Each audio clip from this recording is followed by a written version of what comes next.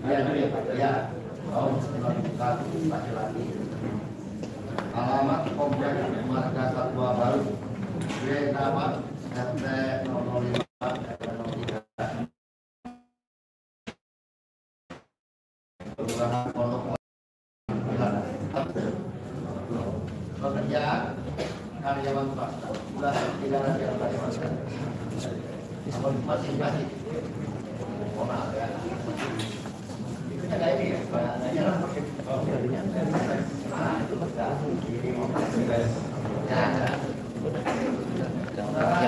dengan peran bahwa saudara ini diadakan oleh ya.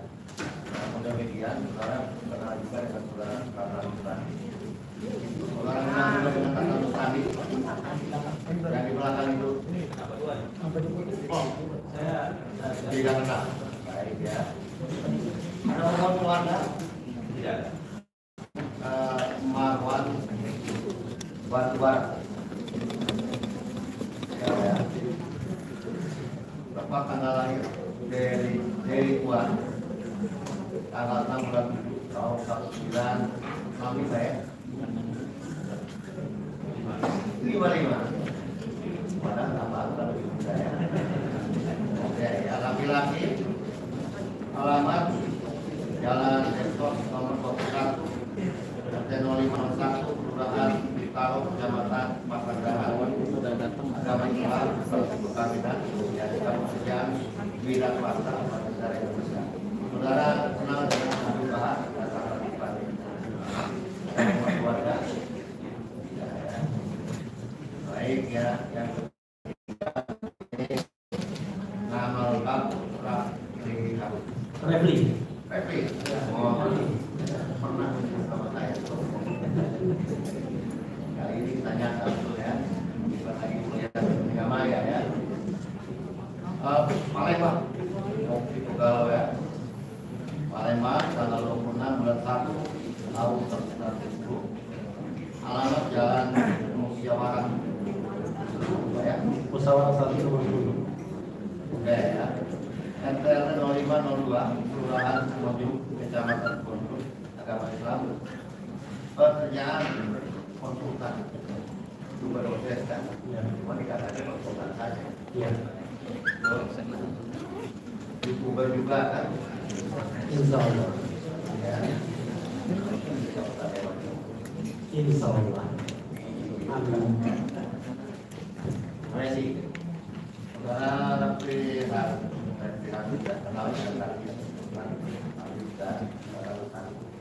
Saya kenal Habib, tapi atasan dan saya, tapi tidak punya hubungan keluarga ya.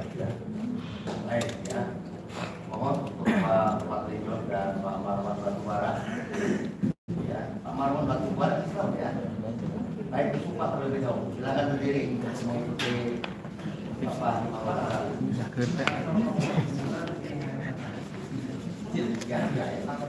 Depan itu.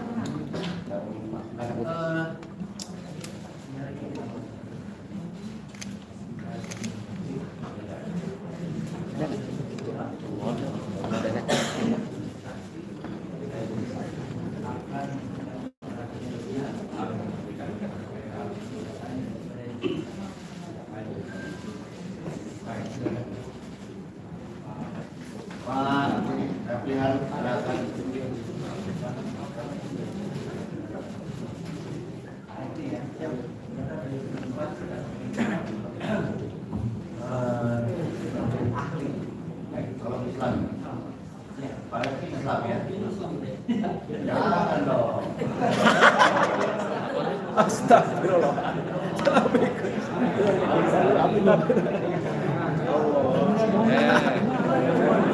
Tolong jangan panik, jangan panik.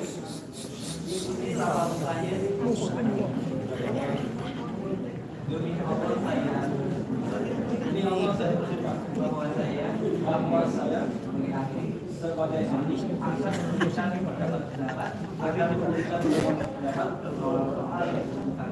soal-soal yang dikemukakan menurut pengetahuan saya dengan sebaik-baiknya. Silakan. Saudara kuasa hukum dari ketiga saksi, 2 saksi fakta dan 1 saksi ahli ini, yang mana terlebih dahulu akan diperiksa. Baik yang mulia, bila diperkenankan saya ingin diperiksa sekaligus yang mulia. Saudara jaksa atau keberatan tidak? Tidak keberatan. Baiknya sebelum kami bisa satu-satu, tentunya oleh karena ini adalah ahli ya. Ini akan saya bacakan untuk saya yang bersangkutan. Jadi memang kalau riwayat pendidikannya beberapa faktor juga adalah itu yang penting saja. Mudah-mudahan kalau memang ini bisa baca kesimpulan artikelnya ya, pada 18 banyak lagi. Mudah-mudahan secepatnya menjadi profesor. Amin. Ya. Dan beliau adalah sebagai dosen Fakultas Hukum Universitas Negara Jakarta. Kemudian dosen program Tata Negara Fakultas UGM. Sampai sekarang ya. Advokat pada akhirnya harus membakar. Advokat juga ya. Jin. YouTuber pada akhirnya harus. Oh yes. Pengalaman berjalan Komisaris Utama PT Jasa Marga, host acara temu tiap Jumat malam, host acara realita politik tiap hari Jumat malam, merupakan Kementerian Pertahanan RI, Pendirian Fakultas Hukum Tata Negara, pada Harvard Law School, kampus Universitas Negara Indo, Jakarta, jadi ya, Bapak DPR Marzuki Ali, makin investigasi mafia hukum di Mahkamah Konstitusi, ya. Bapak ahli DPD, staf ahli Mahkamah Konstitusi, asisten pribadi Azhar Nuri Nasution, itu juga ya. Masih ada kantornya sekarang. Terima kasih ya. Jurnalis di beberapa media. Penghargaan yang pernah diperoleh ada Ukrai Scholarship, apa itu? Saya pening fellowship, ya, kontrak Adener Hukum Fellowship, fellowship. Bawaslu Award sebagai pengamat hukum terfavorit, Bawaslu Award sebagai pengamat pilkada terbaik, riset dan rumusan laporan banyak ini. Pelatihan khusus pengalaman internasional juga banyak ya. Highlight. Kemudian apakah pengalaman saudara Refli Harun di dalam dunia peradilan tentunya sebagai saksi ahli, apakah dalam beberapa kasus pernah menjadi ahli juga? Pernah ya. Ada berapa kasus? Tidak ikut saya yang sampai Cuma tidak di kasus Habib Rizik saya menjadi ahli. Ya, terima kasih mulia. Salah satunya ketika kasus Habib Rizik kemarin, saya sempat memberikan keterangan ahli 2 kali, baik dalam kasus Petamburan maupun dalam kasus rumah sakit ini dan kasus-kasus lainnya, terutama kasus yang terkait dengan konstitusional hukum tata negara. khusus dalam bidang pidana. Hukum tata negara. Oh, hukum tata Ya, negara, ya. di perundang-undangan dan sebagainya. Jadi yang berkaitan dengan Mahkamah Konstitusi ya. Ya, Mahkamah Konstitusi dan Petun biasanya. Peradilan undang-undang ya. Baik ya, oleh karena 2 orang saksi fakta ini ahli sudah dipanggil oleh kuasa hukum terdakwa. Untuk itu kami memberikan kesempatan ya, untuk bertanya, tentunya satu-satu dulu ya, seperti yang sudah pernah kita periksa sebelumnya kepada Pak Tijon. Persilakan. Terima kasih yang mulia. Ya, Pak Tijon saya panggil dengan sebutan saksi ya Pak ya. Ya. Saudara saksi sampai saat ini masih menjadi anggota DPR. Saya masih menjadi anggota DPR RI Komisi 1 bersama internasional. Baik. Kaitan dengan adanya peristiwa KM 50 yang terjadi terhadap korban Suhada 6 Laskar Suhada FPI, bisa mungkin saudara saksi menceritakan sedikit pengalaman atau pernah mengetahui peristiwa ini? Terima kasih kepada penasihat hukum. Ketika itu tanggal 8 kalau tidak salah 8 Desember 2020 saya mendapat telepon dari Habib Muksin Alatas dan dia membawa pesan dari Habib Rizik untuk membantu proses mengeluarkan 6 jenazah anggota FPI yang wafat ketika itu masih berada di rumah sakit. Saya mendapat telepon kira-kira sore hari sedang acara DPR dan itu saya sebagai anggota DPR mempunyai kewajiban untuk membantu dan saya mengundang juga anggota Komisi 3 DPR RI yang kebetulan terkait langsung juga dengan masalah hukum, Saudara Romo Muhammad Safei, dan kami bersama-sama datang waktu itu ke rumah sakit Polri yang di Kramat Jati. Dan ketika sampai di sana sore hari bertemu juga dengan penasihat hukum Saudara Aziz Jasmar dan beberapa tim yang lain menyampaikan situasi dan kondisi. Ketika itu memang sudah cukup lama dan jenazah berada di dalam. Kabarnya sedang diotopsi. Saya juga dipertemukan dengan orang tua korban dan mendengarkan aspirasi dari para orang tua yang menjadi korban. Mereka berharap jenazah itu bisa diterima oleh mereka. Dan ketika itu kami masuk ke sebuah kafe bersama Saudara Romo Muhammad Safei. Di sana banyak aparat dari kepolisian.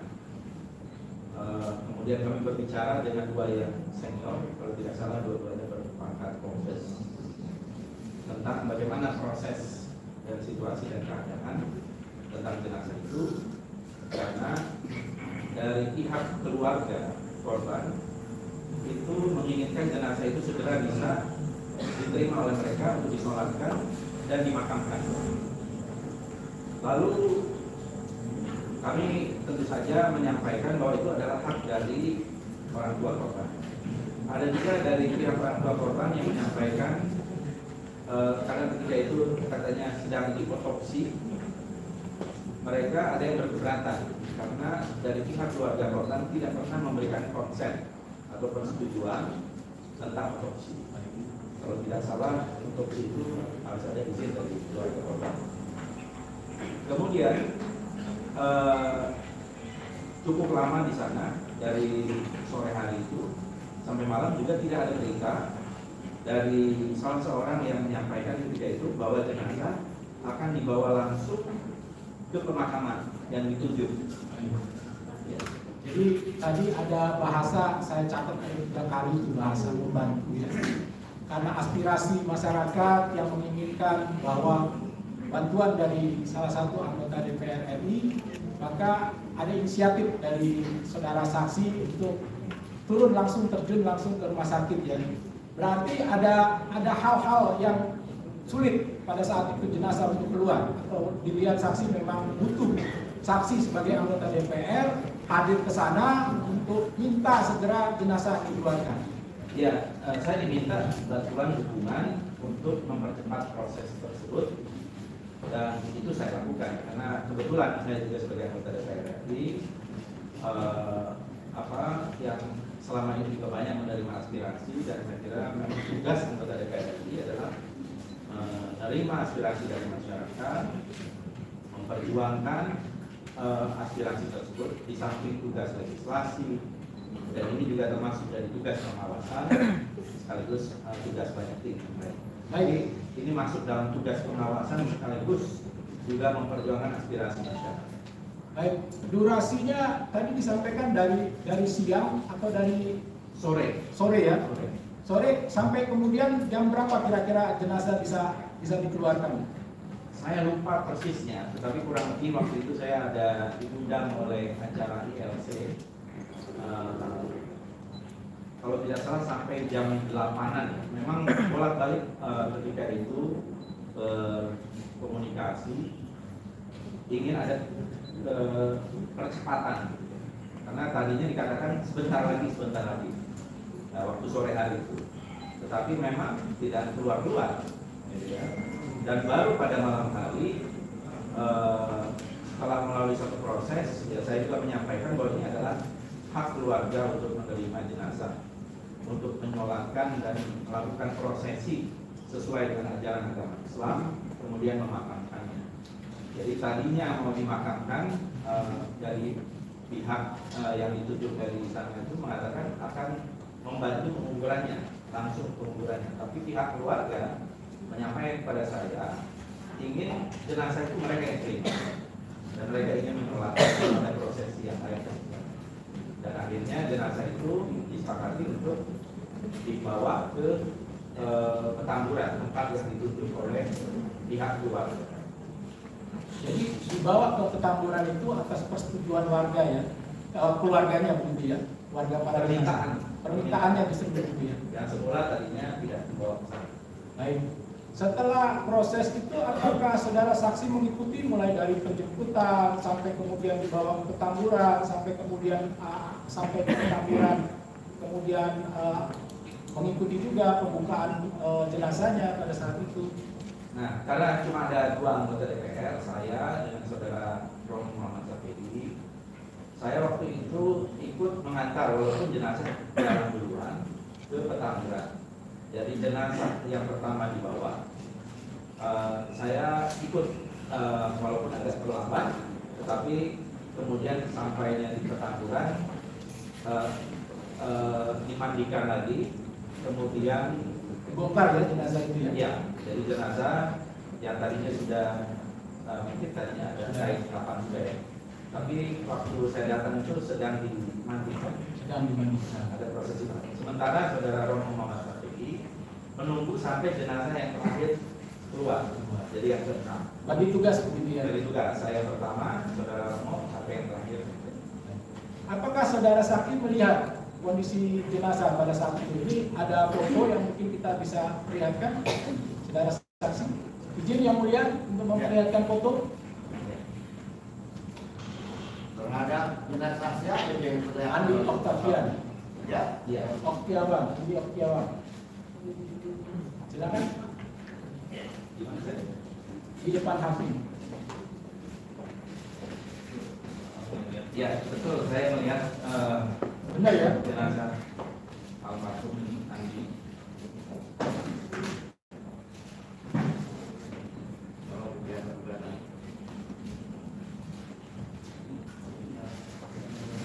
Kalau diperhatikan ada luka-luka lebam di pipi sebelah kiri. Ada aksi ini. Ada 4 foto. 4 foto diperlihatkan pada kami juga. Satu lagi yang tidak ya.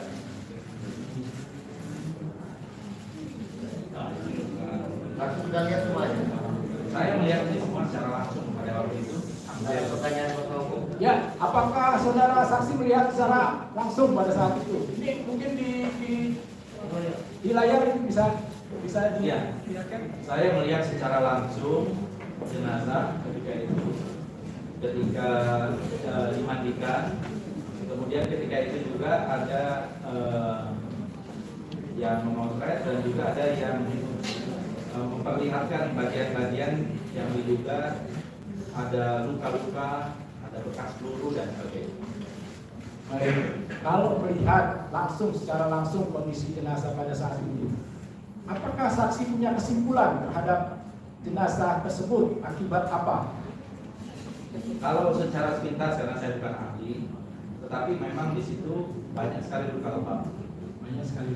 Kemudian memang betul seperti yang terlihat itu, saya masih ingat sekali di mata kirinya jenazah terlihat luka, kemudian beberapa jahitan dari yang saya lihat di beberapa bagian tubuh, kemudian bekas luka-luka memar yang lain yang tadinya tidak terlihat sebelum dimandikan.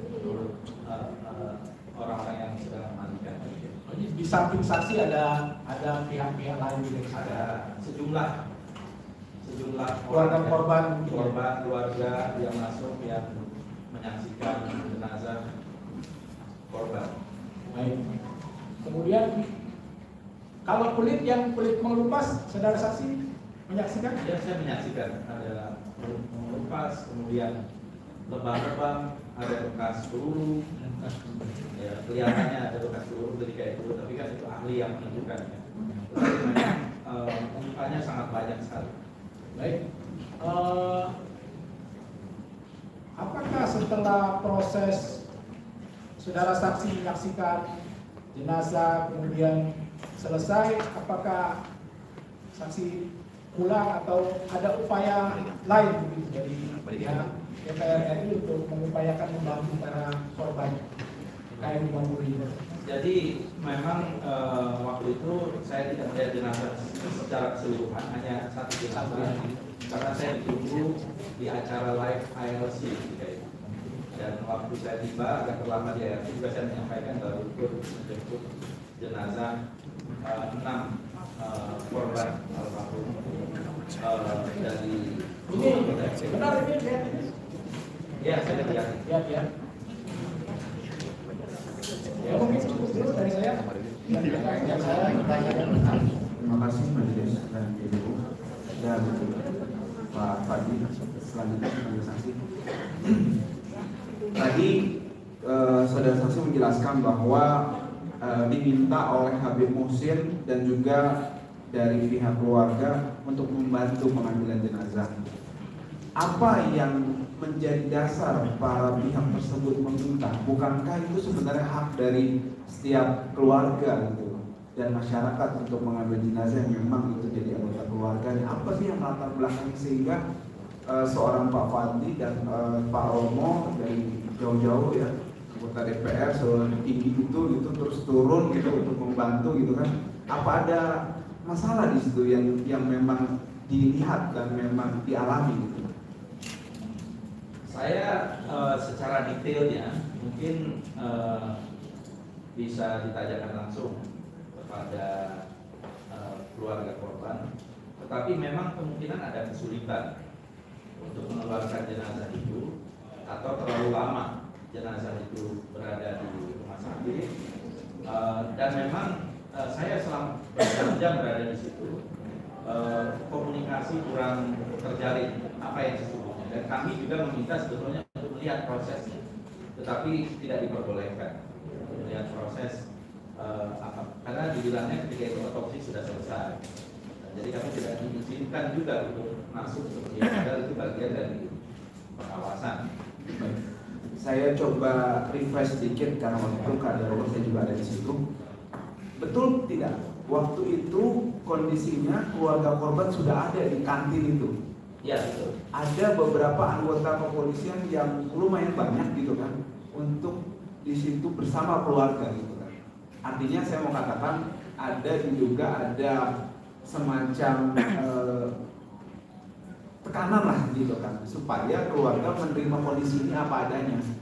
Ya memang itu saya dengar dari laporan keluarga yang waktu itu masih kita duduk masih berdiri sebelum masuk ke sana bahwa mereka merasa kesulitan untuk mendapatkan jenazah dari anggota keluarga masing-masing, sehingga akhirnya saya dan saudara Romo Muhammad Syafi'i dan juga dengan tim pembela hukum ketika itu masuk ke kantin tersebut. Memang banyak itu anggota, mungkin ada sekitar 20 atau 25 orang seperti itu.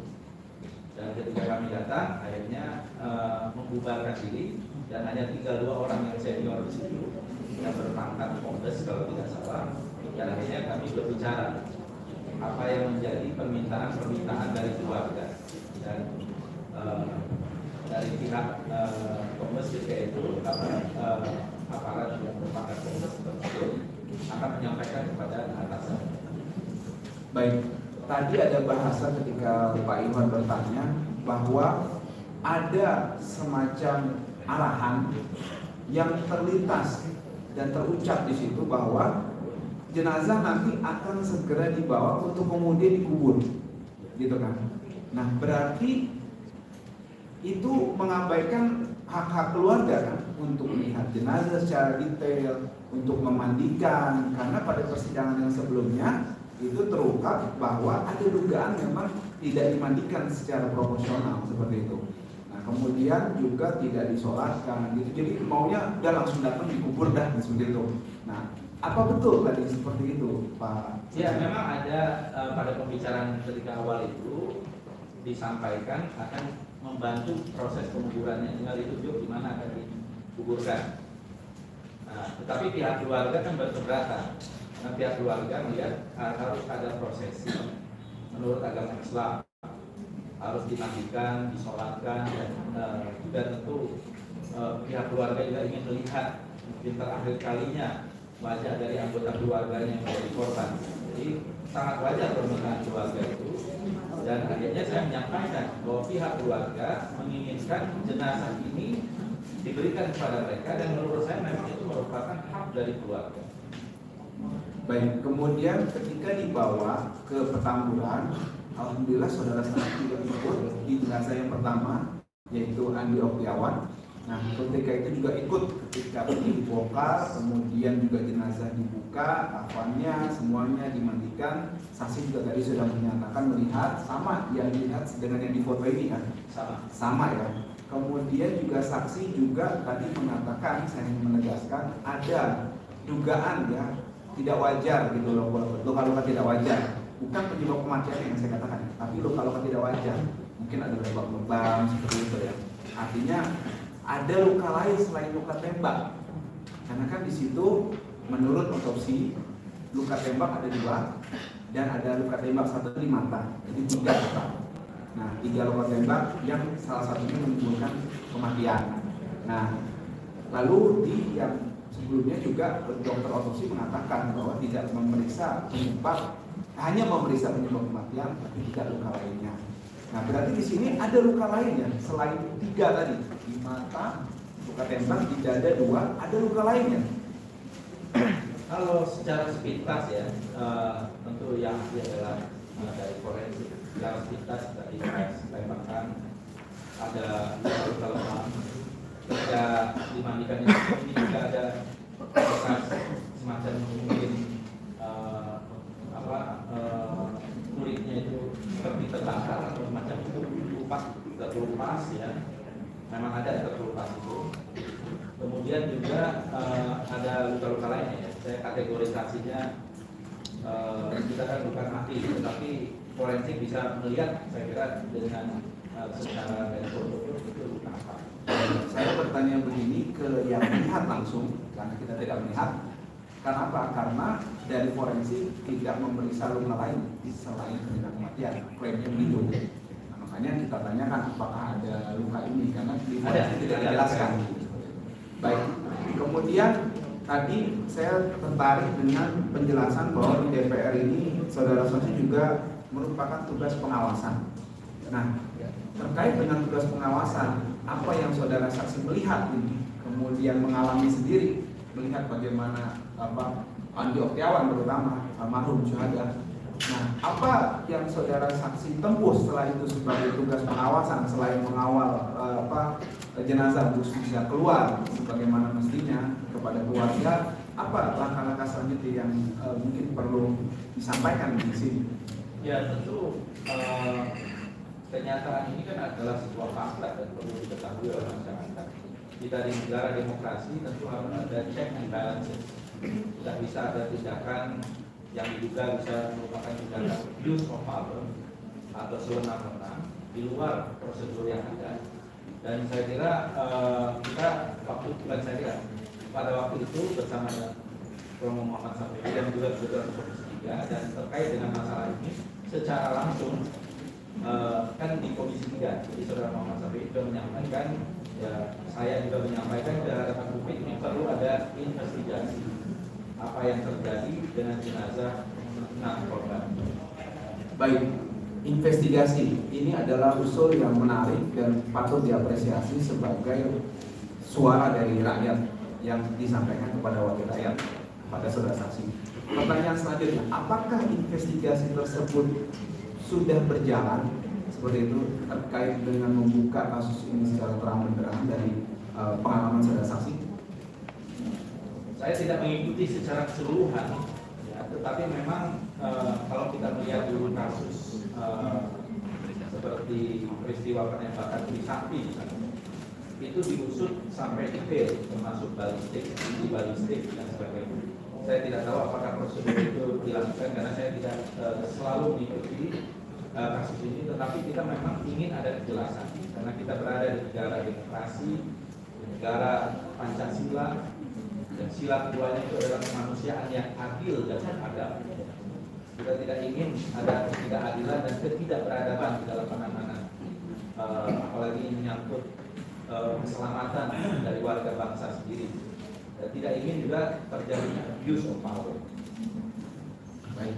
Ketika menunggu jenazah itu yang sampai berjam-jam waktu itu, apakah dari saudara saksi mendengar ya ada keluh kesah dari keluarga kenapa jenazah diperlakukan selama ini diapakan di dalam, sedangkan waktu itu sudah hampir 24 jam lebih ya kalau tidak salah waktu itu. Nah itu bagaimana situasinya waktu itu saudara saksi?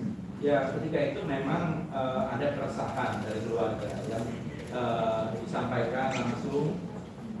Terkait yang pertama itu masalah tadi otopsi, pihak keluarga tidak menginginkan adanya otopsi karena tentu seperti kita lihat gambar ini kan otopsi artinya membedah gitu ya, dan itu memerlukan persetujuan dari pihak keluarga. Kemudian lamanya proses hampir 24 jam sampai ketika itu saya menyampaikan kepada salah seorang aparat bahwa ini kalau lewat dari 24 jam ini di dalam Islam itu harus ada proses cepat di dalam pemakaman, jangan sampai berlama-lama. Jadi jangan sampai ini ditunda-tunda lagi karena sorenya dikatakan otopsi telah selesai, tetapi sampai malam hari kok belum keluar. Jadi kita tidak tahu juga apa yang terjadi pada pernyataan yang pertama dari mengatakan otopsi telah selesai, tetapi sampai baru malam hari jenazah bisa diberikan dibawa ke petamburan.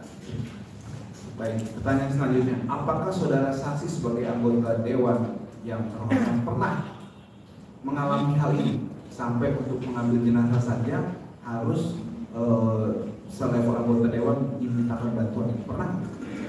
Tidak pernah. Tidak pernah ya, berarti ini baru sekali ya? Baru sekali. Kemudian saudara saksi sebagai wakil rakyat, apakah melihat, mendengar, mengalami, pernah nggak ada gejolak di masyarakat, di rakyat terkait dengan pernyataan Habib Bahar di video yang divideokan oleh saudara Tertulis tadi, kemudian diupload dan menimbulkan gejolak di masyarakat sehingga perlu untuk menghadirkan dan mentersangkakan Habib Bahar sampai saat ini? Pernah nggak mendengar gitu sebagai wakil rakyat? Tidak mendengar. Tidak pernah ya. Artinya baru kali ini ya mendengar bahwa Habib Bahar dipersangkakan terkait dengan apa yang ceramahnya beliau ini ya, seperti itu ya. Saya juga baru tahu bahwa ceramah tersebut kemudian diproses karena ketika itu banyak sekali warga masyarakat baik di media online maupun di media sosial yang menginginkan ada investigasi kebenaran yang sesungguhnya dan keadilan terhadap apa yang terjadi.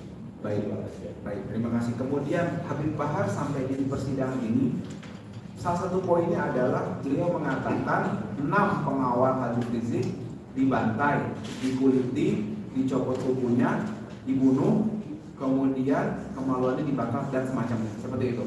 Nah, pernahkah saudara saksi mendengar hal tersebut juga di media atau di halayak gitu? Artinya apakah ini baru pertama terucap dari Habib Bahar sendiri atau sebelumnya orang-orang lain juga pernah mengucap seperti itu atau mendengar hal seperti itu? Saya tidak ingat detailnya, tapi saya kira banyak yang berpendapat ketika mulai ada gambar-gambar ini di media, banyak yang melihat memang terjadi peristiwa kekerasan. Ya, kekerasan itu, ya penembakan itu sendiri sudah lebih dari kekerasan. Ya, apalagi kemudian ditambah dengan luka-luka lebam, kemudian ada kulit yang terkelupas, dan juga waktu itu memang ketika dimandikan ada mengatakan ini ada bekas luka bakar dan sebagainya. Saudara saksi pernah ingat nggak saya jadi tamu podcastnya saudara saksi itu? Betul. Saya mengumpamakan sama nggak, mirip nggak yang dijelaskan oleh Wilbar terkait korban KM50 ini? Mirip maksud saya. Mirip ya.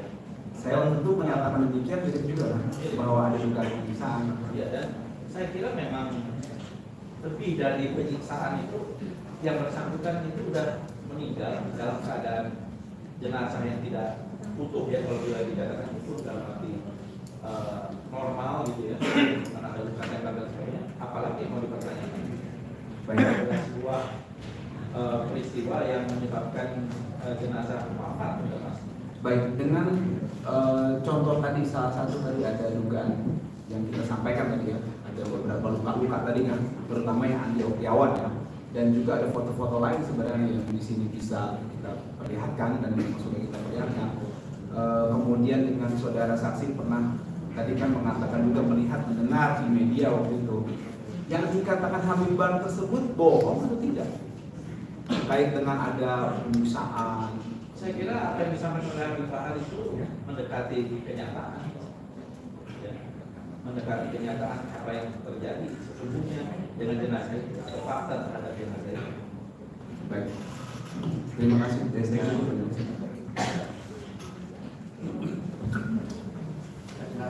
Mohon izin majelis yang mulia, terima kasih.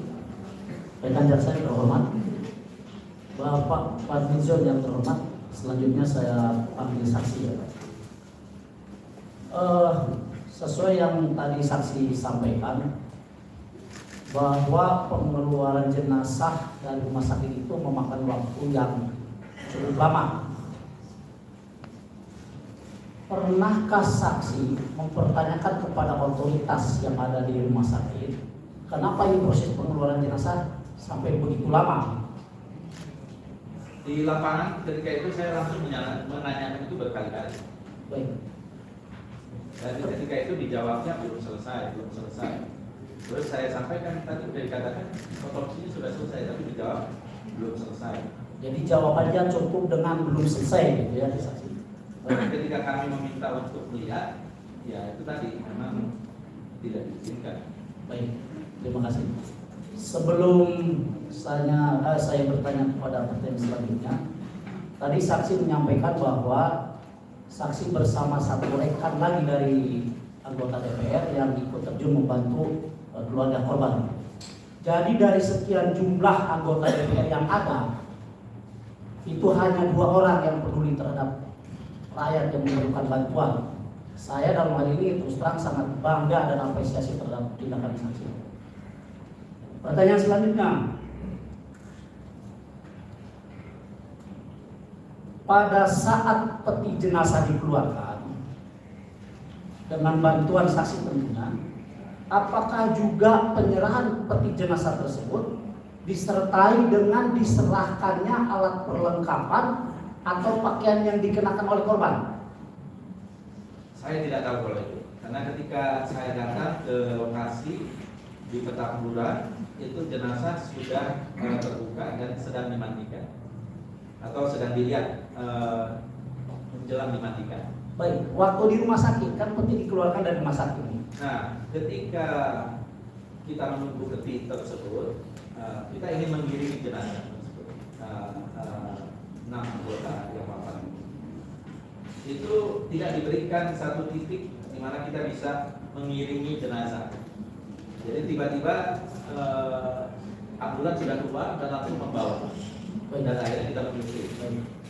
Terus terang saja saya sering mempertanyakan masalah ini kepada setiap saksi yang berhubungan langsung dengan korban di kilometer 50.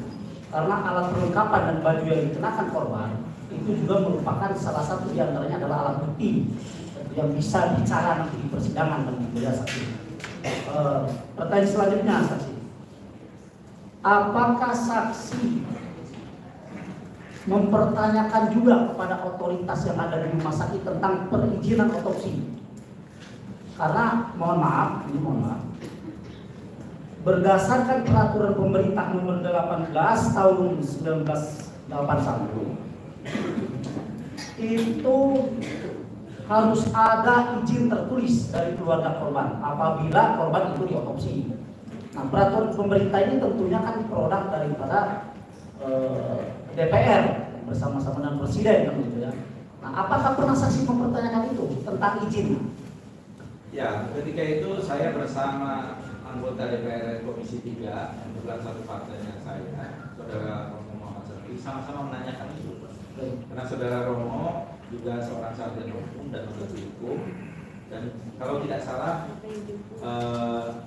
Saudara Romo juga mempertanyakan itu, kami juga mempertanyakan itu, tetapi tidak ada jawaban yang memadai.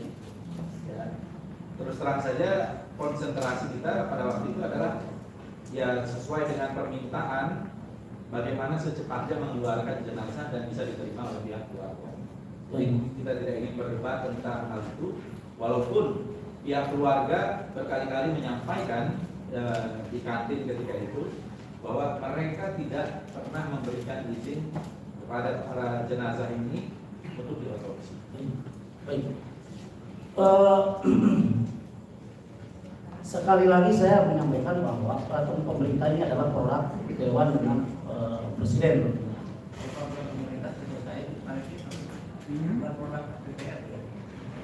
Produk turunan. Turunannya yang Presiden. Siap.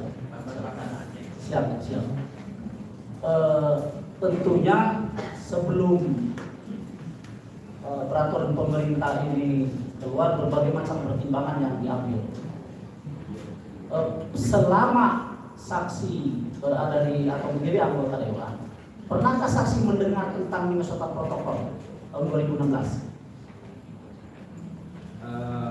Saya kurang memahami. Baik, terima kasih. Ya, terima kasih. Pertanyaan terakhir saya, saksi. Saksi terlibat langsung dalam mengeluarkan jenazah dari rumah sakit. Kemudian saksi juga melihat salah satu jenazah yang meninggal, gitu ya, begitu seperti jenazahnya dibuka. Apa yang bisa saksi sampaikan dari pengalaman ini? Ya, kesan saya ketika itu memang jenazah ini mengalami satu cobaan yang sangat besar kelihatannya. Selain ada luka-luka, ada berbagai macam bentuk yang bisa saja itu diduga penyiksaan, tapi yang terakhir itu adalah juga penembakan. Baik. Terima kasih saksi. Terakhir dari saya, kita juga sebagai pencari keadilan, mohon kiranya nanti ke depannya tentang peraturan pemerintah nomor 18 yang tadi saya sampaikan untuk ditegaskan kembali dalam pelaksanaannya, terutama terhadap korban-korban yang korbannya timbul karena berhadapan dengan penegak hukum yang lain, semisal polisi.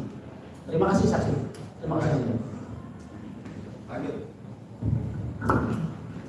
Oke, terima kasih yang mulia Pak Fadli. Saya panggil sebagai saudara saksi. Saya ingin mempertanyakan kapasitas Anda kan sebagai anggota DPR.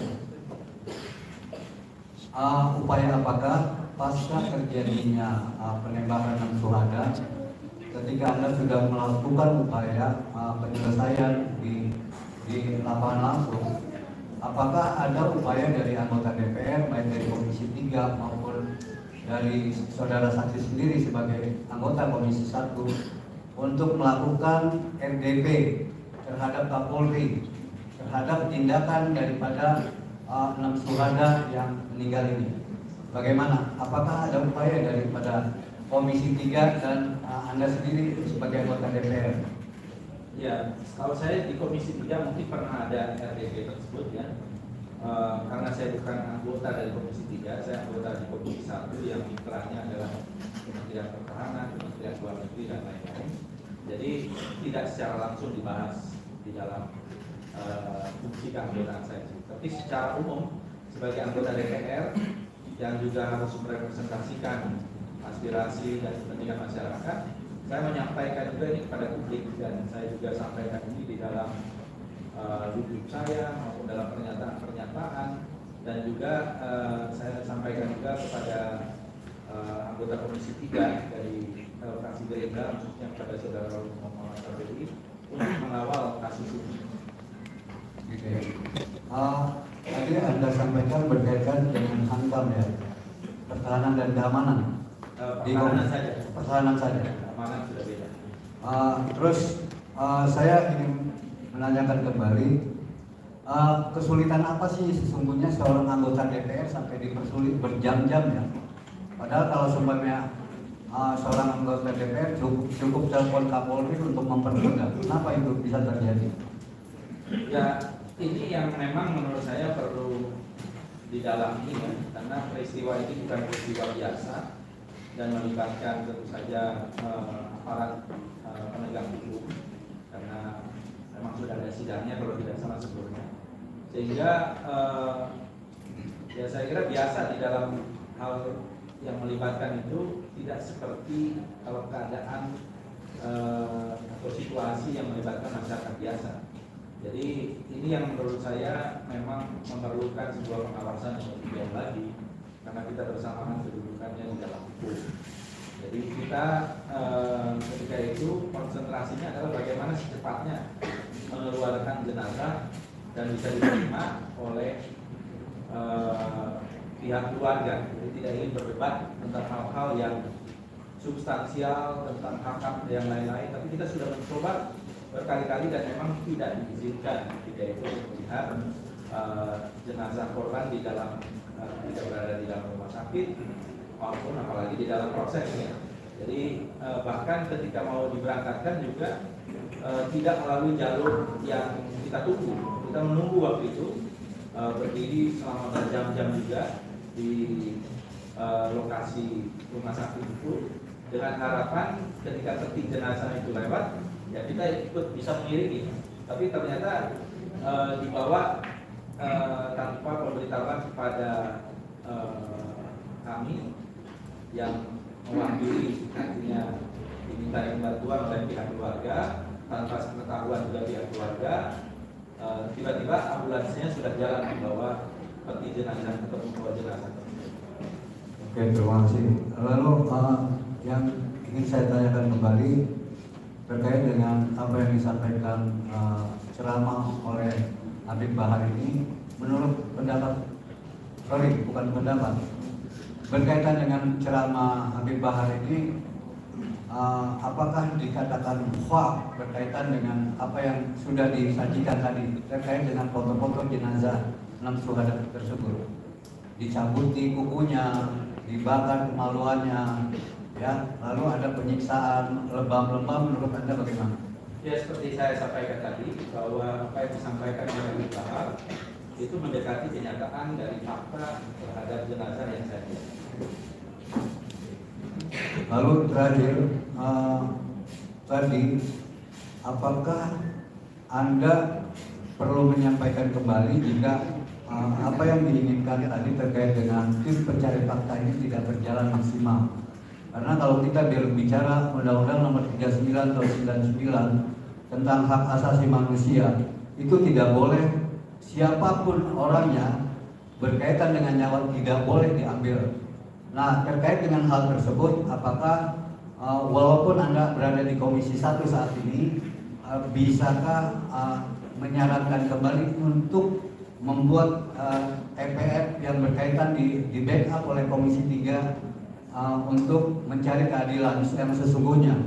Karena hasil dari pengadilan Jakarta Selatan, pelakunya itu bebas berkeliaran begitu saja, sedangkan 6 nyawa ini dianggap seperti bangkai binatang. Menurut Anda bagaimana? Ya, menurut saya perkara yang menyangkut hak asasi manusia, apalagi menyangkut nyawa dan juga diikuti oleh sebuah proses yang diduga penyiksaan itu, saudara saksi ya, kan bukan saksi fakta kan, berarti hadirkan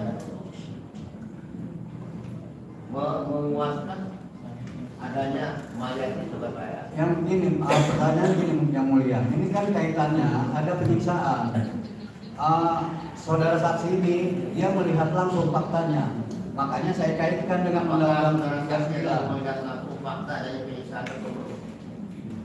Mas Saksi hanya menduga aja dari luka-luka tadi dikatakan oleh saksi. Apa yang dikatakan ahli yang mendekati kenyataan terhadap adanya fakta luka-luka terhadap jenazah penyiksaan. Iya kan? Jadi majelis hakim, saya yang menyaksikan langsung itu melihat jenazah sudah tidak bernyawa, ya, namanya jenazah ya.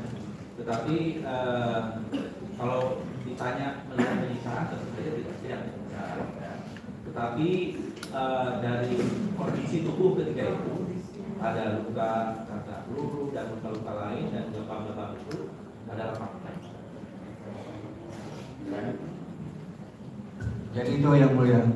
Makanya saya kaitkan dengan Undang 39 tahun 99 tentang hak asasi manusia.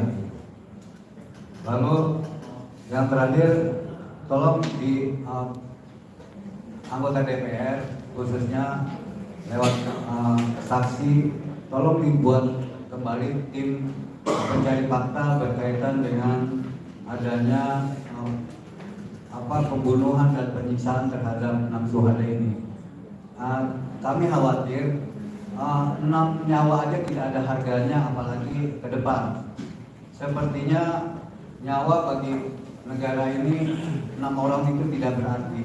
Kami dari tim pengacara daripada HBS berharap sekali kepada anggota DPR agar tim pencarian fakta ini ditindaklanjuti. Terima kasih. Terima kasih.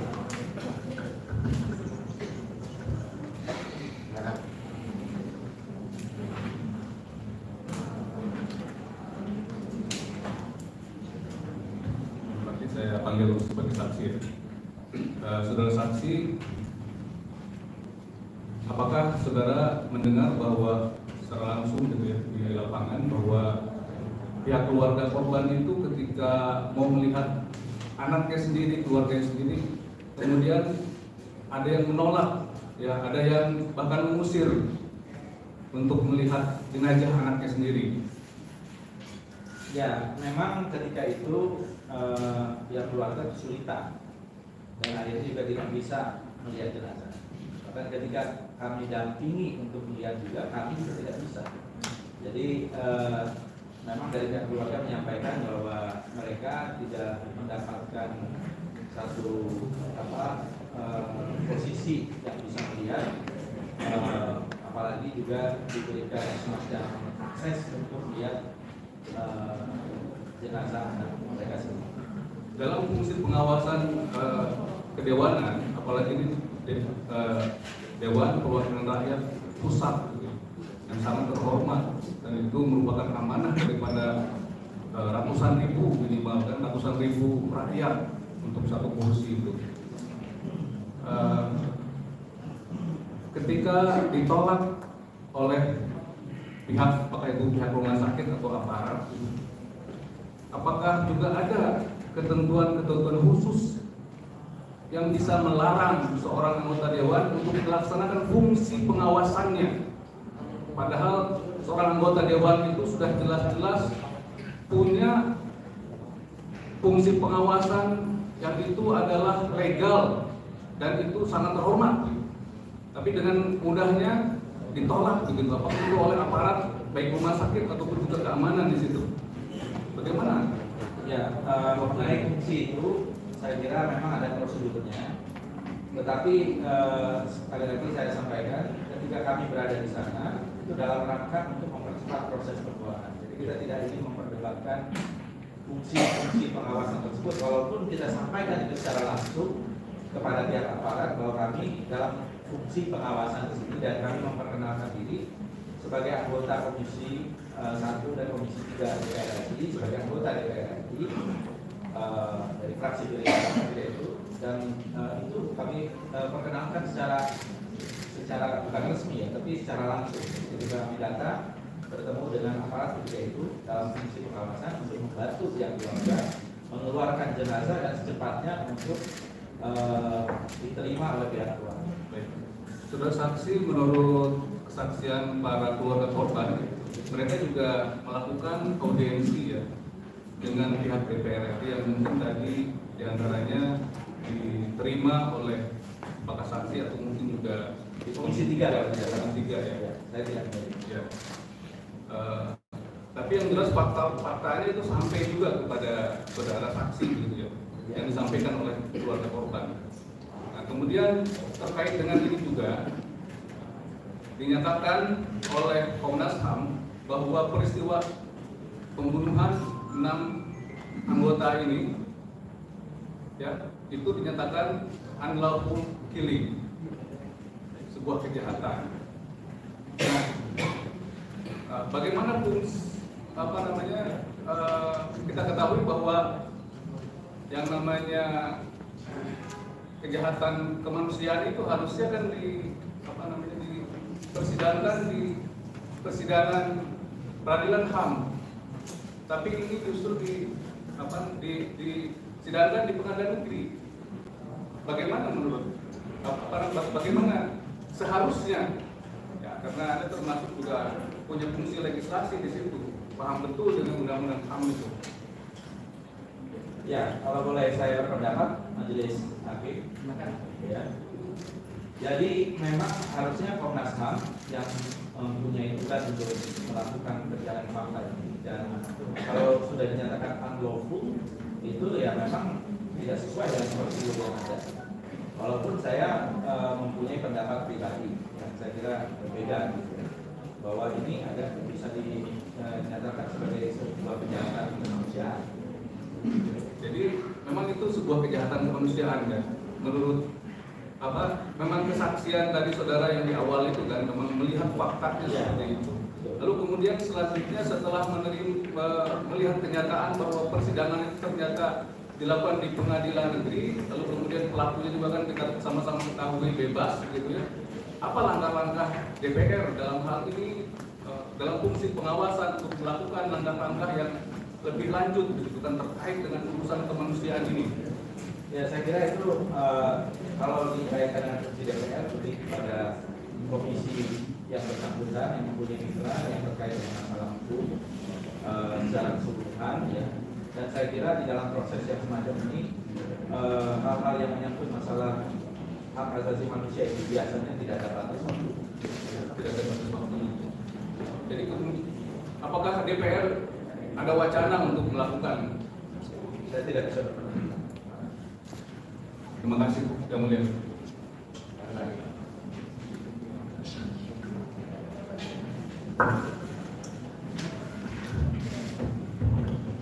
Ke Habib Bahar.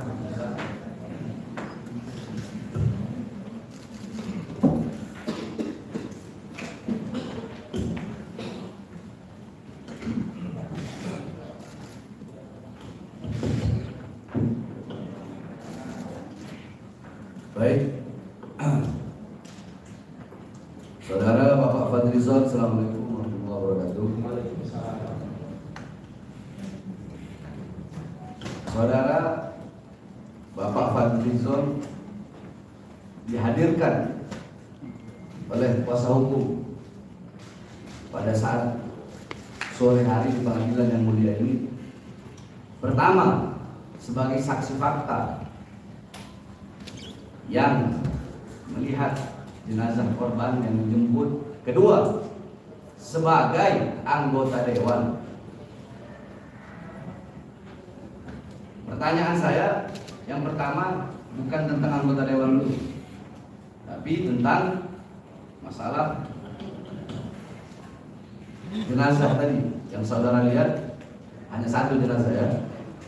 Baik, kesimpulannya, saudara saksi Bapak Fadlizon, tanggal 8 Desember 2020 Anda ditelepon oleh Habib Muhsin untuk membantu proses pengeluaran 6 laskar yang masih di rumah sakit Polri ya, yang dimana Anda bersama rekan Anda yang bernama Romo Muhammad Safi. Kemudian Anda bertemu orang tua ya, orang tua keluarga korban, dan Anda mendengar aspirasi.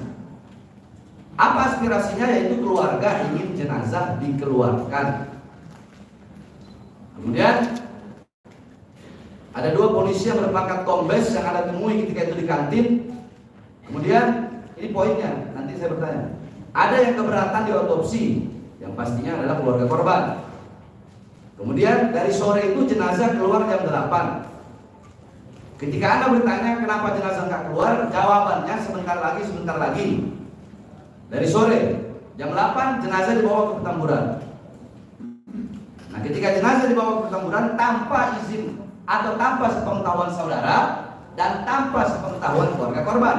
Bahkan di sini Anda berkata tidak diberikan satu titik ruang pun untuk mengiringi jenazah dan tidak melalui jalur yang kita tunggu. Ya, tidak ada jawaban dari pihak rumah sakit atau dari pihak Polri yang memadai. Kemudian Anda berkata kan sudah diotopsi, ya sebentar lagi. Nah, pertanyaan saya, Anda sudah disumpah. Apakah semua tadi yang Anda sampaikan itu benar apa tidak? Tidak. Anda sudah disumpah. Benar itu tadi semua poin-poin tadi. Baik.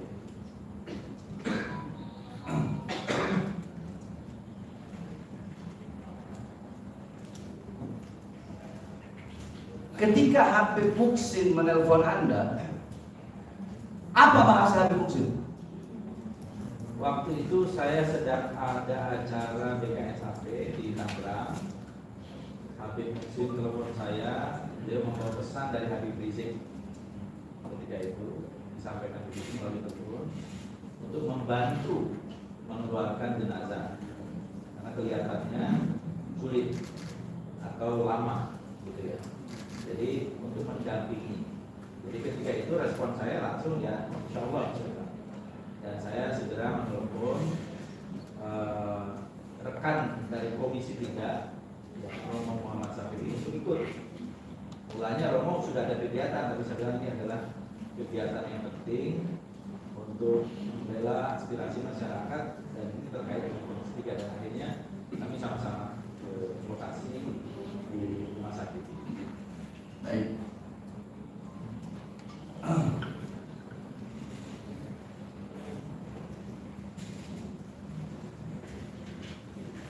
Berarti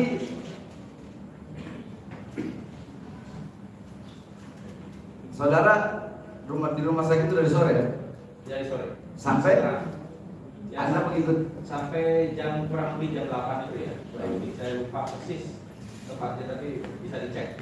Baik. Sampai jenazah. Kemudian begitu jenazah dikabarkan sudah berangkat, ya kira-kira 5 menit juga kami berangkat ke Petamburan. Kecuali Romo Muhammad Safiri tinggal di lokasi untuk memastikan ke-6 jenazah sudah keluar. Karena itu tidak beriringan, ada jeda waktu.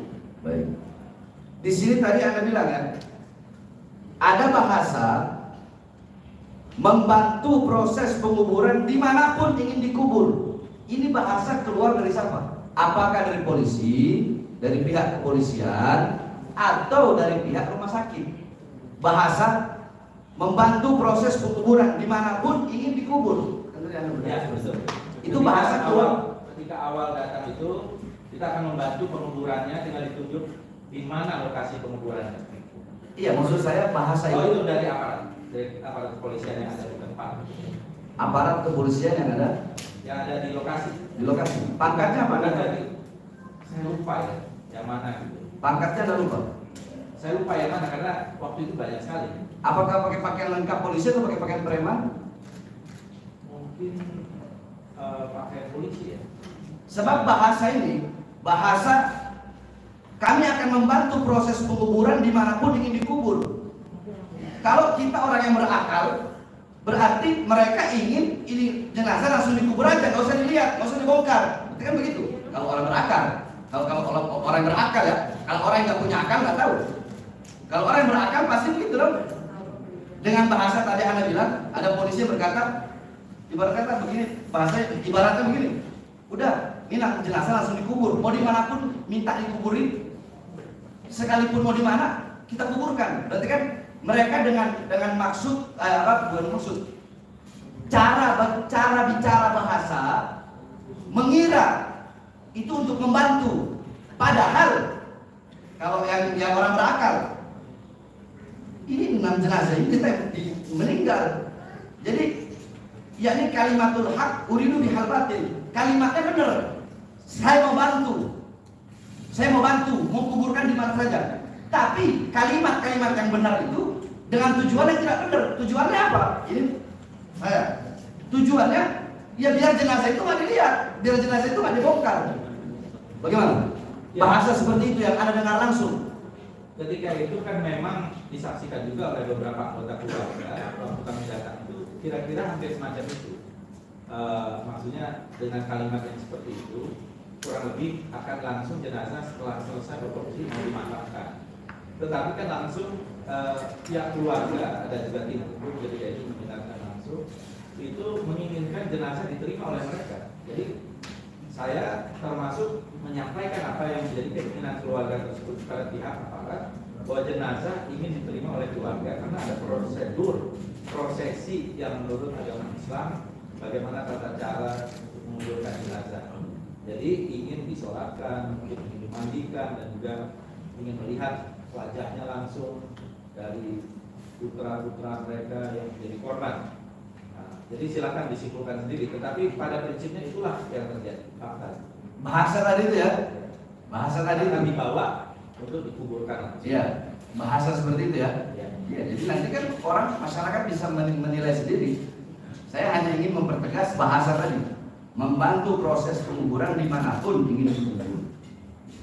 Jadi nanti ya kalau itu terserah orang mau nilai seperti apa. Baik, terus tadi Anda berkata ini negara Indonesia negara demokrasi. Ya ini perlu ada investigasi. Terus Anda juga tadi membahas tentang penembakan Trisakti. Terus kita ingin ada kejelasan tentang masalah ini. Coba Anda lebih ini saya maksudnya.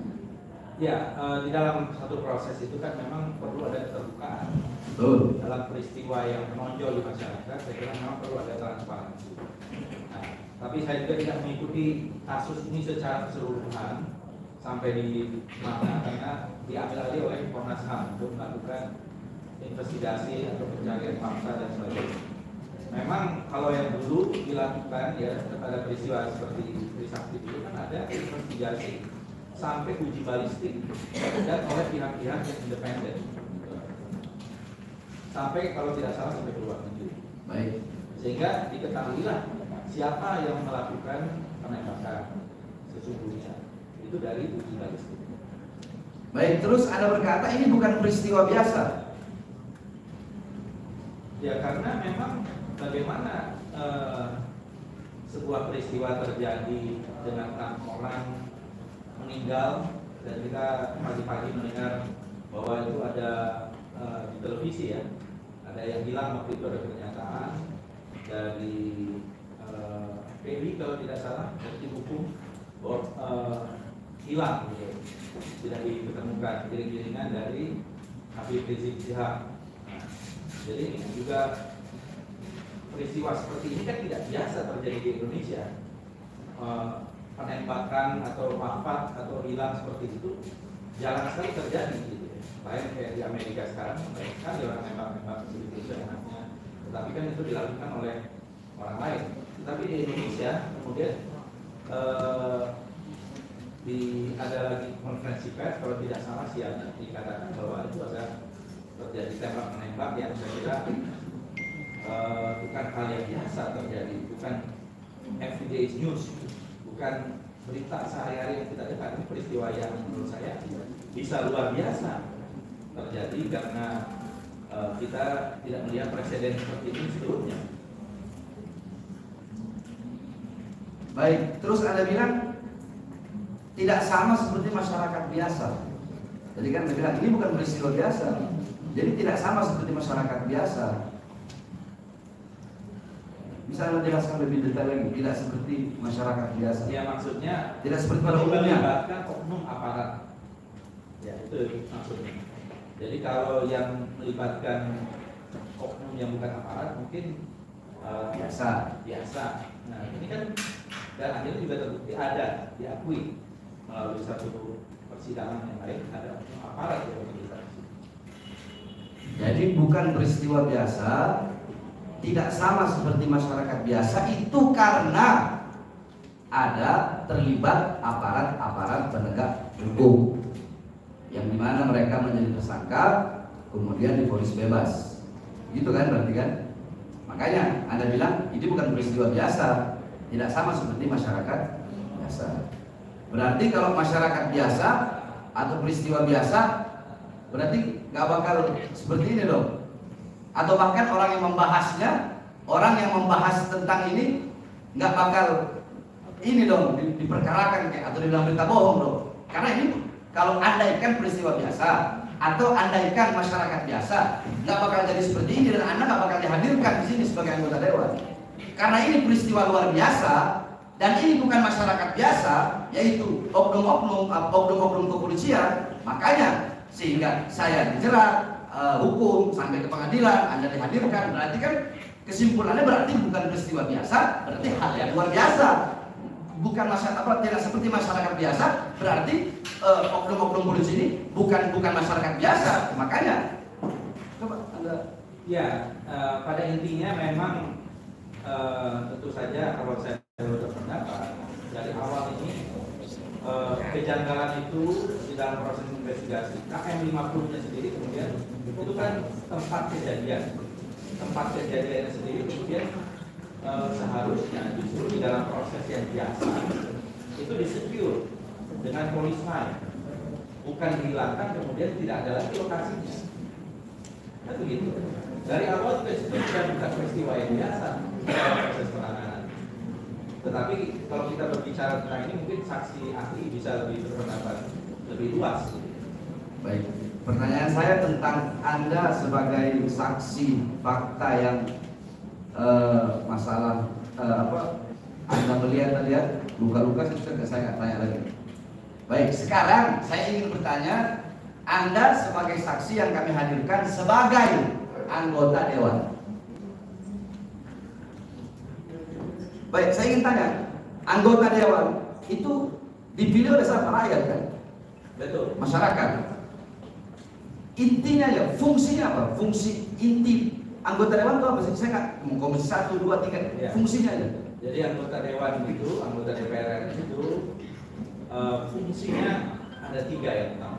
Membuat undang-undang bersama pemerintah, bisa diusulkan DPR, bisa diusulkan pemerintah, membuat anggaran pendapatan belanja negara, budgeting, fungsi budgeting, dan kemudian fungsi pengawasan atau controlling. Tetapi ada juga tambahan dari undang-undang MD3 itu fungsi diplomasi parlemen diplomasi, yang juga fungsi representasi, mewakili aspirasi masyarakat yang diwakilinya. Ya, saya kebetulan mewakili masyarakat di Kabupaten Bogor, tetapi yang saya wakili tidak hanya untuk kepentingan masyarakat di Kabupaten Bogor, tetapi juga di seluruh Indonesia. Baik. Nah, pertanyaan saya, Anda ketika diminta tolong, ya, ketika diminta tolong, itu Anda datang untuk membantu sebagai inisiatif pribadi Anda, oh yang saya membantu sebagai pribadi, atau sebagai anggota dewan dan sebagai sekaligus mengawasi. Jadi sebagai pribadi saja, bukan anggota dewan dan mengawasi, atau bukan pribadi tapi tugas Anda sebagai anggota dewan dan mengawasi, atau tiga-tiganya, pribadi ya, anggota dewan sekaligus mengawasi. Saya kira inherent semuanya. Pasti yang pertama adalah sebagai anggota DPR mempunyai kewajiban karena kami disumpah untuk memperjuangkan aspirasi masyarakat. Kemudian secara pribadi juga saya mengenal dari Habib Muhsin, juga apalagi Habib Rizik yang saya hormati. Ya. Kemudian tentu peristiwa-peristiwa apapun selama kita mempunyai rasa kemanusiaan dan keadilan, pasti kita tergerak untuk menyampaikan apa yang benar-benar, apa yang salah. Berarti jawabannya apa? Sebagai anggota dewan? Semuanya. Semua, tiga-tiganya. Baik. Apakah sebelumnya atau sesudahnya ada nggak peristiwa yang sama? Orang kasus apa minta tolong kepada Anda sebagai anggota dewan? Minta tolong dong Pak Fadli, Anda kan anggota dewan. saya begini, pernah nggak? Ada nggak? Banyak nggak? Banyak. Berarti bukan hanya ini saja. Bukan hanya ini saja. Saya waktu menjadi wakil ketua DPR RI, kebetulan bidang saya Polhukam yang membawa fungsi 1, 2, 3, balik dan BKS juga. Hampir setiap hari saya menerima aspirasi. Ada yang saya teruskan aspirasi untuk berupa surat, ada berupa rapat, berupa macam-macam. Jadi banyak sekali, termasuk pada peristiwa-peristiwa lain, kejadian-kejadian lain yang jumlahnya banyak sekali. Berarti bukan hanya ini saja ya, banyak. Banyak. Ya, baik. Terus apakah kan banyak fraksi nih? Itu ada nggak fraksi-fraksi lain yang membantu Anda dalam urusan KF 50? Iya, kebetulan saya ditelepon. Ya, saya juga waktu itu mengundang ada kawan saya dari fraksi lain, tapi tidak bisa hadir. Jadi yang bisa hadir ya kebetulan semuanya kebetulan dari Gerindra, saya dan saudara Muhammad Syafi'i. Baik, tunggu. Saya ingin nanya dulu. Jadi anggota dewan ini itu punya masing-masing ya. Jadi bukan punya rakyat Indonesia gitu. Jadi kalau yang pilih Gerindra dia anggota dewannya, kalau yang pilih PDI dia yang punyanya gitu atau Milik rakyat. oh milik rakyat. Cuma maksud saya ketika saya ditelepon itu, saya juga mengundang sebetulnya ada teman-teman dari fraksi lain yang dari Komisi 3, ada 2 orang lah yang saya sampaikan, tapi kebetulan tidak bisa. Baik. Berarti DPR milik rakyat. Ya. 6 laskar ini rakyat. Baik. Anda kan hanya melihat satu. Nah, Anda sebagai anggota dewan punya hak nggak kalau saya lihatkan foto-foto laskar yang lain yang nantinya ada bertanya, bukan minta pendapat karena Anda bukan ahli. Anda punya hak nggak sebagai anggota dewan? Ya. Saya ingin mengeluarkan aspirasi. Ya. Yaitu aspirasi saya ingin perlihatkan kepada Anda foto ya, kalau yang satu kan Anda udah lihat, yang 5 kan enggak. Nah, ingin saya perlihatkan kepada Anda. Karena kan Anda kan perwakilan rakyat. Ini yang diketahui oleh saksi tadi hanya tentang fakta yang satu. Yang lainnya dia tidak tahu, tidak lihat. Iya, saya tidak. Memang Saya tidak. aspirasinya sebagai anggota DPR bukan persidangan. Tapi Bukan ini. indikatornya Pak Manu itu saja. Bukan, maksud saya yang dia tahu tentang fakta yang dia lihat itu boleh dipertanyakan di persidangan. Baik. Yang dia tidak lihat dan tidak tahu tidak usah, saya kira tadi bukan. ada pengetahuan. Maksud saya kan yang mulai dihadirkan 2 yang mulia. Sebagai saksi fakta yang melihat dan sebagai anggota dewan. Maksudnya begitu yang belum. Maksud saya nggak akan ini. Ya, saya kira kalau untuk itu sepanjang tentang yang satu korban yang sudah dia lihat saja dan aspirasinya sebagai orang anggota dewan bagaimana tidak mungkin kan sama aja. Majelis kalau boleh saya jawab sedikit saja. Ya, silakan. Selain saya melihat langsung, saya juga sudah melihat foto-foto itu, dan saya kira publik juga banyak yang sudah melihat foto-foto. Dan kalau saya melihat dari foto-foto dan video yang ada, itu kurang lebih sama terhadap jenazah yang lain. Ada dugaan penyiksaan, luka-luka. Baik. Anda lihat foto-foto itu. Anda lihat nggak foto yang diduga dicopot kakinya, copot kukunya? Anda kan nggak lihat. Tidak lihat secara langsung. Iya, Anda lihat nggak? Pernah lihat fotonya? Ya, kalau tidak salah ada di salah satu. Ya, pernah melihat foto-foto yang kuku dicabut? Kalau tidak salah ada di. Baik. Anda pernah melihat? Anda pernah melihat yang kemaluan itu? Iya, saya lihat. Ya, karena majelis hakim tidak mengizinkan saya memperlihatkan, saya nanya langsung aja. Karena Anda kan udah lihat. Bukan pendapat yang mulia, saya mau jadi nanti saya nggak minta pendapat, saya tahu bukan ahli. Melihat atau tidak. Saya nggak minta pendapat, tapi kalau majelis tidak mengizinkan saya, kalau yang lalu-lalu diizinkan, sekarang tidak diizinkan. Karena ini foto-foto itu sudah berulang-ulang diperlihatkan. Maksudnya kan beda-beda orang. Beda saksinya. Beda-beda orang. Tapi kalau majelis tidak mengizinkan nggak apa-apa, saya tidak akan perlihatkan. Karena juga kan udah lihat. Jawabannya kan udah lihat. Baik, berarti Anda lihat ya kuku dicopot. Anda lihat fotonya. Ya, ada ya. Seperti itu. Kuku dicopot. Bisa Anda pertegas? Saya tidak hafal, tetapi kalau tidak salah dari antara foto-foto itu ada yang seperti kukunya itu tidak ada. Tidak ada, baik. Satu, dua. Sebenarnya fotonya di sini, cuma saya nggak mau perlihatkan kepada Anda karena majelis melarang tadi. Jangan, nggak usah, karena Anda boleh. Baik, nggak ada masalah. Saya taat aturan kok. Yang kedua, apakah Anda melihat foto kemaluan yang dibakar? Kan itu kan foto banyak tuh. Lihat, Anda lihat. Baik.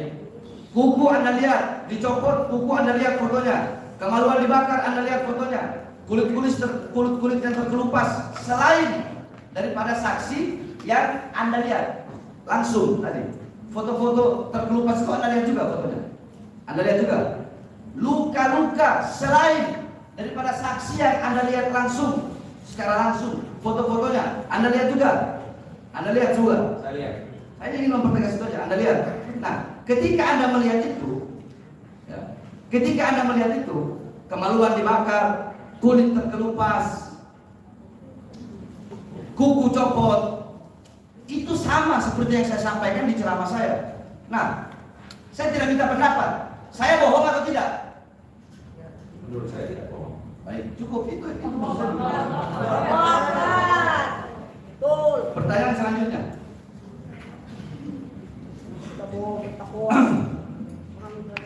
Yang Anda tahu ya, yang Anda tahu. Anda tolong jawab jujur, Anda sudah disumpah. Yang Anda tahu. Jadi dulu ketika saya awal masuk tuh tanggal 3 Januari, setahunya Anda saya masuk itu karena kasus apa sih yang Anda tahu? Saya juga heran sebenarnya gitu. Karena pada kasus yang mana, karena menurut saya tidak ada yang substansial. Enggak, maksudnya gini. Anda tahunya kasus apa gitu? Oh, yang enggak, kan saya masuk. Ya. Kan saya masuk nih. Kan bangun berita heboh tuh kan, Habib Bahar ditahan, Habib Bahar tidak keluar dari Polda Jabar. Nah, setahu Anda, saya itu karena apa? Karena kasus apa gitu? Setahunya Anda, kan belum ketahuan, kan belum dibilang kalau ini bakal KM 50, ini bakal ada Masjid Maulid. Kan orang-orang pasti mungkin karena ini, mungkin karena ini. Yang saya ingat ketika itu ada di pesantrennya Habib Bahar itu didatangi oleh aparat TNI. Karena itu menyangkut juga bidang saya mengkritik itu, karena itu tidak pada tempat. Kemudian tidak lama, kemudian ditangkap atau ditahan. Itu yang saya tahu. Tapi saya tidak tahu atas tuduhan apa, karena saya tidak melihat bahwa ada kesalahan yang diketahui publik baru belakangan. Jadi diketahui bahwa itu soal kebohongan atau menyebarkan kebohongan dan lain-lain. Berarti setahunya Anda ada salah satu jenderal yang datang gitu ya, pesantren. Itu Anda tahu. Kemudian beberapa hari saya ditangkap. Ditangkap. Iya banyak juga karena orang kan ada yang mengira awalnya, oh ini masalah Habib Bahar bilang masalah dudung nih, Habib Bahar bilang Jenderal Baliho, atau masalah dudung yang Habib Bahar bahasnya penistaan agama. Orang-orang kan nggak nyangka kalau ternyata kasus berita bohong. Bohongnya apa? KM 50 dan Habib Rizik masuk penjara. Nah makanya saya bertanya kepada saudara tadi, yang saudara itu tahunya saya masuk saya di penjara itu karena apa gitu. Makanya saya nanya begitu. Karena orang-orang ini kan baru tahu belakangan ini. Ya, saya tidak jelas waktu itu pun karena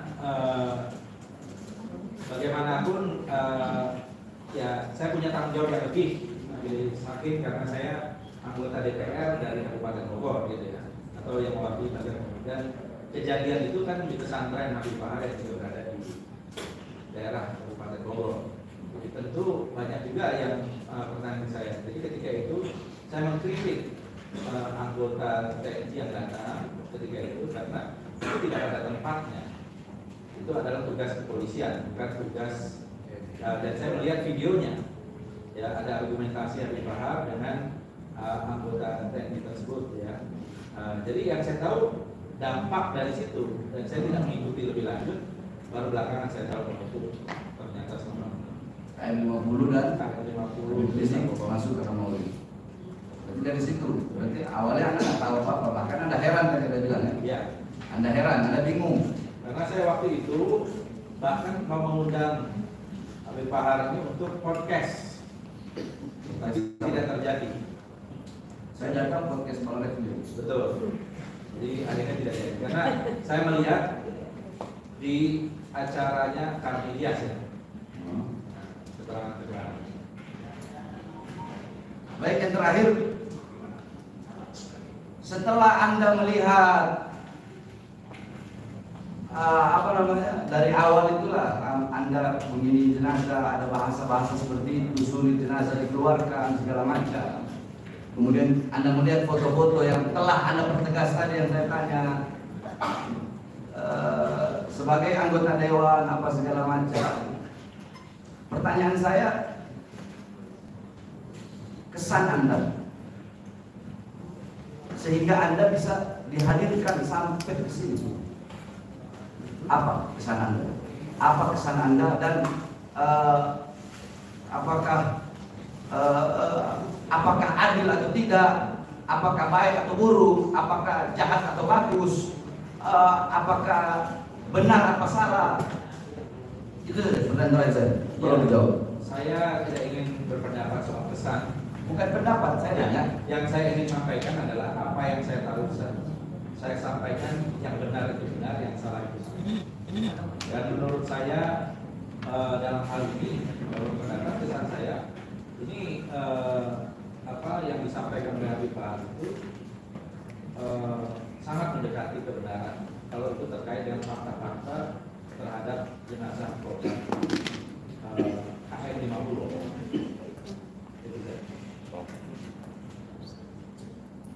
Baik, cukup. Baik,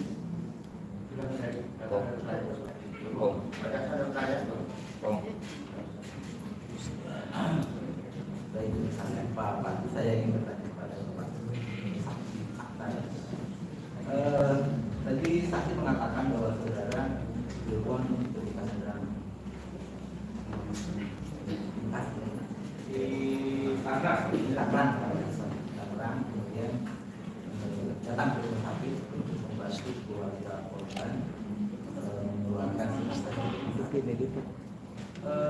Apakah waktu itu saudara sempat melihat juga keadaan jenazah di rumah sakit, baik dalam keadaan sudah diberhenti mungkin atau masih dalam keadaan buruk seperti ini? tidak melihat sama sekali. Tidak melihat ya? Di rumah sakit. Waktu di rumah sakit. Ya. Karena tidak diizinkan untuk melihat.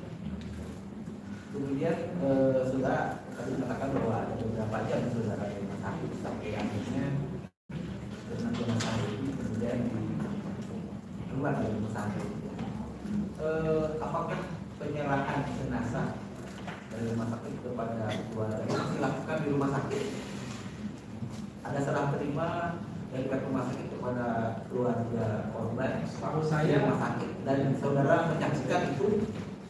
Tidak. Jadi kita memang menunggu bersama dengan keluarga di depan gerbang atau pintu utama kira-kira begitu. Karena kita berharap ada ambulan memang yang diparkir di sana. Tetapi tidak ada penyerahan serah terima secara langsung. Tiba-tiba langsung dibawa ke Petamburan ketika itu. Tapi ketika proses jenazah dibawa dengan ambulan ke Petamburan, saudara melihat mobil itu lewat. Tadi saudara mengatakan melalui jalur lain ya. Melalui jalur lain. Jadi saudara tidak melihat kering-keringan jenazah itu dibawa dengan satu ambulan atau beberapa ambulan? Jadi jenazah itu dibawa satu persatu, beda berapa puluh menit ya, saya nggak tahu betul. Bukan beriringan. Jadi satu, mungkin setengah jam lagi satu, kemudian satu lagi. Jadi bermacam-macam. Jadi yang kalau saudara tahu bahwa keluarga satu persatu, saudara melihat ketika jenazah itu keluar dari rumah sakit dan kemudian berangkat mungkin teman saya atau beberapa bagian. Teman saya Romo sampai yang melihat karena sampai jenazah yang terakhir.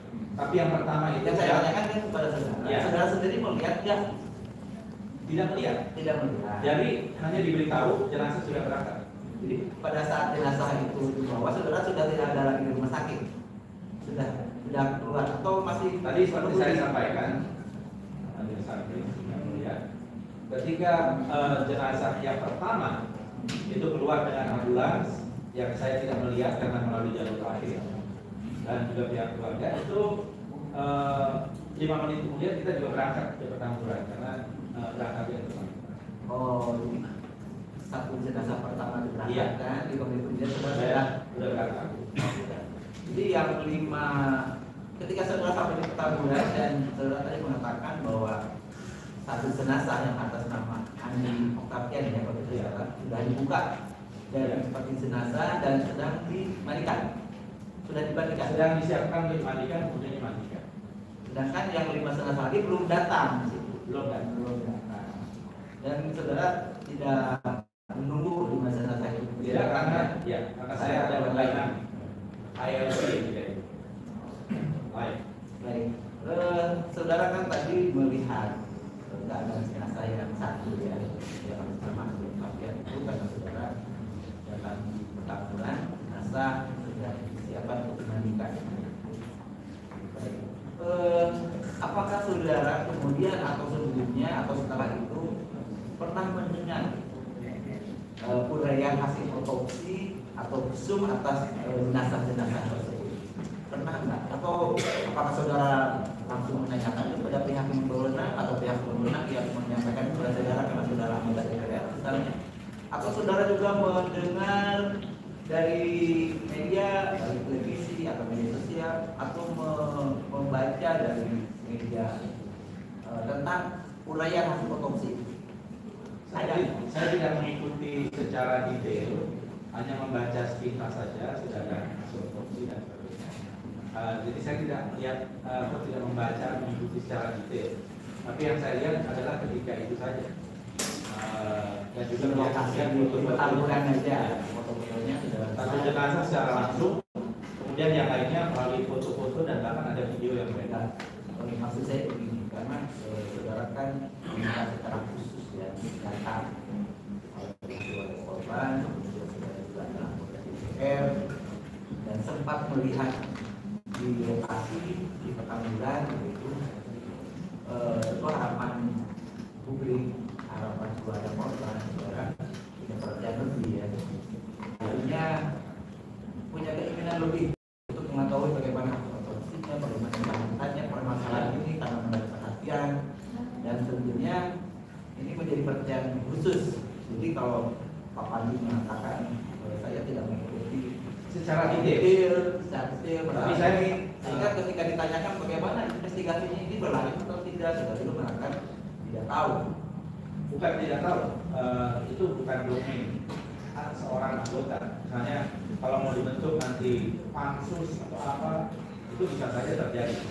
Ya, tetapi saya juga mengikuti apa yang dilakukan oleh tim pencari fakta TP3 kalau tidak salah. Dan saya juga sudah ada di DPR itu tim tersebut mungkin untuk ya di Komisi 3 mungkin ya. Di Komisi 3. Ya, saya tidak di dalam Komisi 3. Jadi saya tidak ikut dalam itu karena bukan yang bermitra dengan.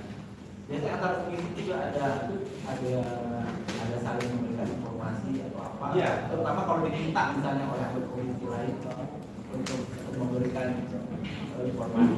Iya, dan saya kira kalau soal yang terkait dengan hasil otopsi secara umum kan apalagi yang mau kita lihat jelas ada penembakan, apalagi yang lebih kejam dari penembakan yang mengakhiri nyawa seseorang.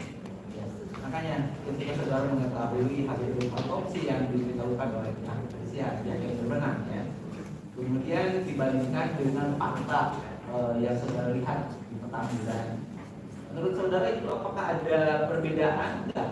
Atau memang sudah sesuai apa yang saudara lihat di Petamburan dengan hasil otopsi yang disampaikan oleh pihak yang berwenang tersebut? Saya terus terang sebagaimana tadi dikatakan hasil otopsinya seperti apa, tapi yang bisa saya lihat dan saya simpulkan ketika itu adalah apa yang tadi saya sampaikan, bahwa ada dugaan penyiksaan sebelumnya. Artinya itu semata-mata melihat di Petamburan. Iya, karena saya kira semua manusia normal bisa melihat bahwa itu adalah bekas-bekas yang diduga bisa penyiksaan, lebam-lebam, luka, dan yang tentu yang paling parah adalah penembakan. Ya, tentu saja ya. Saya juga ingin ke Pak Rakyat bertanya, kalau penembakan itu merupakan penyiksaan atau bukan?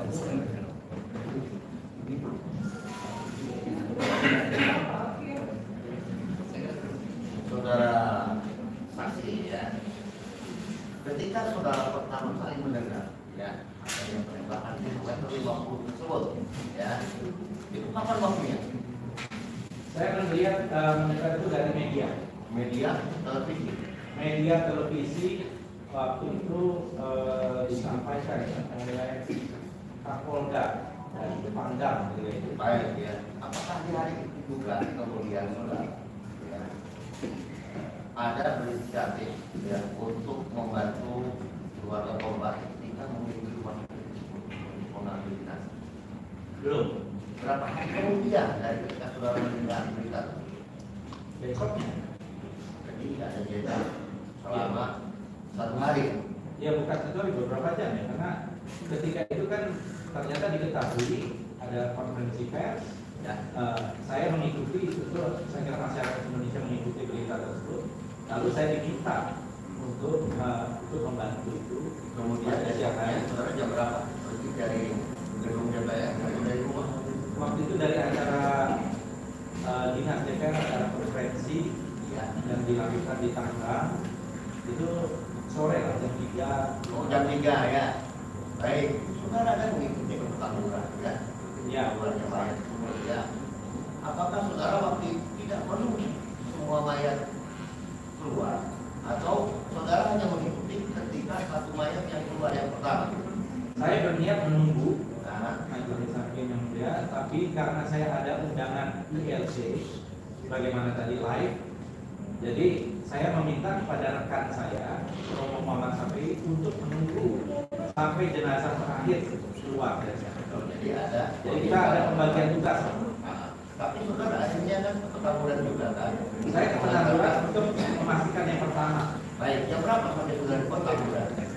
Saya lupa ya jam persisnya. Apakah jam 9? Oh enggak, sebelum malam. Mungkin jam 8, kurang lebih jam 8-an gitu ya. Baik, kurang lebih jam 8. Jam 8 jam malam hari juga mayat yang dimandikan.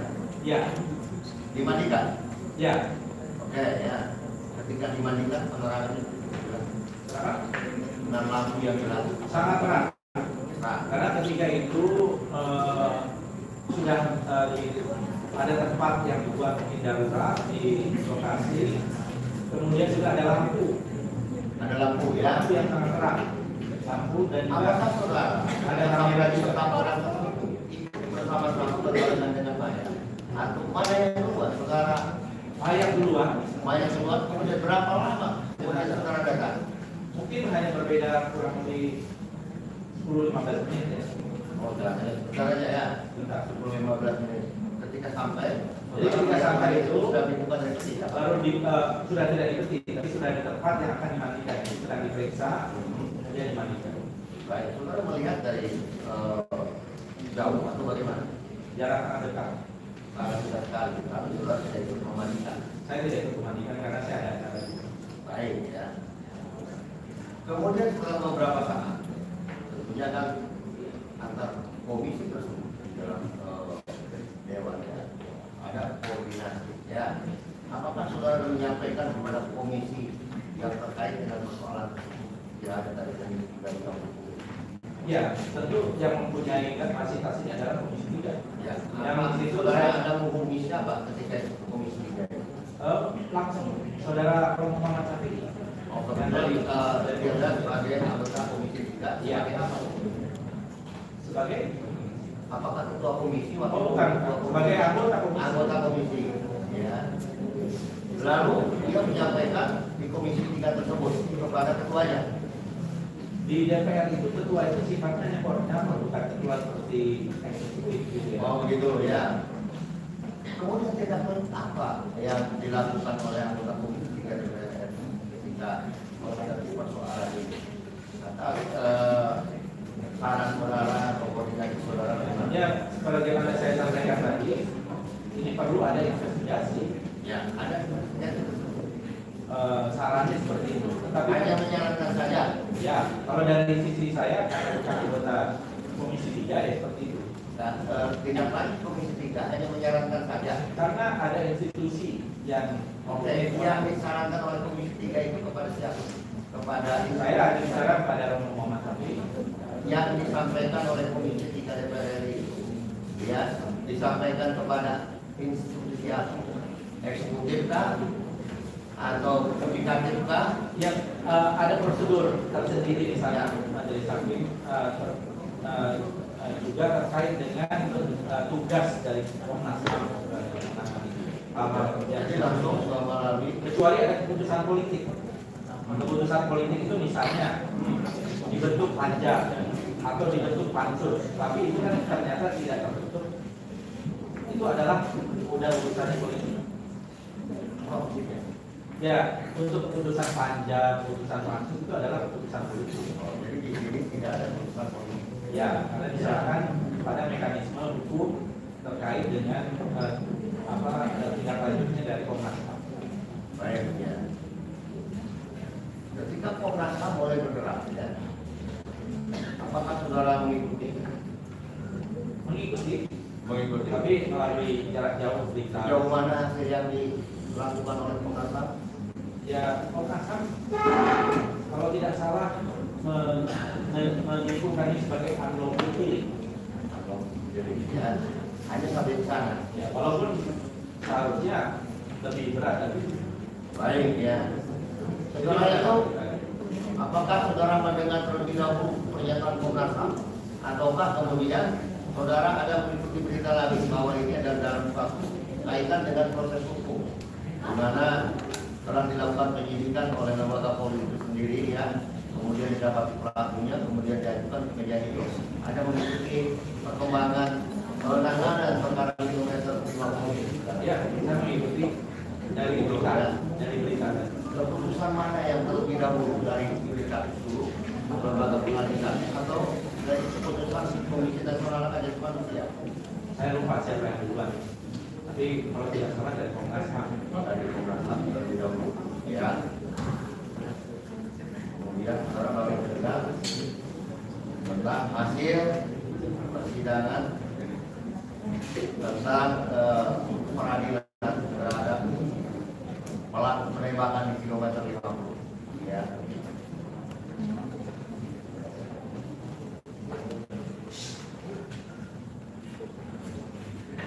Kalau saya tanya yang tadi dikatakan oleh pakar hukum ya, mengenai tadi yang izin keluarganya, mungkin ya. Mohon maaf saudara Pak Mujol ya. Latar belakang pendidikannya seperti sosial politik. Latar belakang pendidikannya sosial politik. Hanya sarjana hukumnya sebagai Oh bukan. Saya S1 saya di bidang program studi Rusia, S2 saya di bidang ekonomi, S3 saya di bidang sejarah pendidikan ekonomi.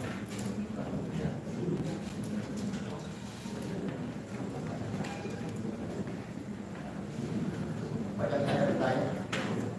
Ya. Jadi saya bertanyakan kembali kepada saudara Habib, bagaimana keterangan saudara Pak Fikir ini, apakah membenarkan atau merasa keberatan? Izin yang mulia, saya minta izin satu lagi. Ada bertanya lagi saudara? Tadi lupa ya. Baik, saudara saksi Pak Fadlizon, Anda kan anggota dewan. Saya ini kan nggak ngerti masalah itu. Saya mau tanya, apakah bisa anggota dewan yang dipilih oleh rakyat, yang dipilih oleh masyarakatnya, itu memanggil, contoh seperti manggil kepala rumah sakit untuk ditanya, untuk di, itu bisa? Bisa. Bisa. Kepala rumah sakit bisa. Tidak diperlukan, biasanya ada panitia kerja panja, misalnya kalau ini jadi perhatian, tapi ini tadi seperti saya sampaikan keputusan politik. Jadi bisa saja itu dilakukan. Kalau panja itu di komisi, kalau pansus itu antar komisi. Nah, tetapi ini kan tidak ada, hanya giring-giring yang termasuk yang disampaikan oleh keluarga dan juga kalau tidak salah penasihat. Jadi bisa ya panggil ya. Semua yang merupakan domain eksekutif itu harus ada proses check and balances kepada legislatif. Ya, enggak, maksudnya berarti bisa. Di rumah sakit ya bisa. Baik, Sumawan begini nih, contoh. Ada dokter. Dokter ini saksi ahli. Dia dokter, dia yang membedah, dia yang otopsi. Nah, ketika dia dihadirkan di persidangan, ya, fakta-fakta persidangan ternyata banyak yang tidak sesuai dengan hasil visum. Contoh, kemarin ada dokter nih dari rumah sakit, saksi ahli. Ketika saya bertanya, ini saudara korban satu ini yang Anda periksa ditembaknya dari mana? Kata dia, dari depan. Nah, sedangkan pengakuan daripada terdakwa oknum polisi itu ditembaknya dari belakang. Berarti kan nggak sesuai nih. Satu, dua. Ketika saya tanya, kalau ditembak dari depan, yang patah mana rusuknya? Rusuk depan apa rusuk belakang? Jawaban ketika pada fakta persidangan, oh yang patah pada umumnya tulang depan. Kalau ditembak dari depan. Nah, terus kenapa Anda mengatakan ditembak dari tulang depan, tapi ini yang patah tulang belakang? Jawabannya, oh mungkin bisa masuk ke sela-sela. Gitu. Tapi saya tanya lagi, dari masuk ke sela-sela itu, dari 100% hanya berapa kira-kira yang bisa seperti itu? Sedikit. Berarti pada umumnya kalau ditembak dari depan ya patah. Jadi banyak sekali kejanggalan-kejanggalan yang terbuka pada fakta persidangan ini. Makanya kemarin saya sempat bilang, wartawan, kenapa fakta-fakta persidangan yang terbuka di sini, masalah KM50, kalian tidak nongol. Sekarang giliran ada Fadlizon, Refli Harun, banyak wartawan yang nongol. Saya kemarin kan bilang begitu. Maksudnya fakta ini angkat biar orang tahu. Nah, pertanyaan saya, apakah keterangan yang tidak sesuai dengan hasil visum sampai begini? Mohon maaf Pak Fadlizon, biar Anda tahu. Nanti saya bertanya, saya jebak itu saksi. Jadi ada foto korban, saya bikin begini nih. Saya giniin fotonya. Nih, fotonya saya giniin. Terus saya bilang ke saksi nih, dokter siapa namanya itu? Arif. Dokter Arif, ini ada orang nih. Anda kan saksi. Ini ada orang, semua juga tahu, hakim majelis tahu, jaksa tahu, banyak yang tahu itu. Ini ada orang jatuh dari motor. Saya bilang, ini luka jatuh dari motor, ini orang jatuh dari motor nih. Saya bilang begitu. Menurut Anda ini luka apa sebagai saksi? Anda kan tahu, saksi ahli. Nah, majulah kita ke depan. Awalnya dia bilang saya nggak tahu. Saya maaf ya, karena kami sendiri bertanya di kamar, kita sudah oke. Mari dilanjutkan bagi saya. Jadi saya kasihan juga kalau baiknya mereka sedikit cepat kalau di luar sialah.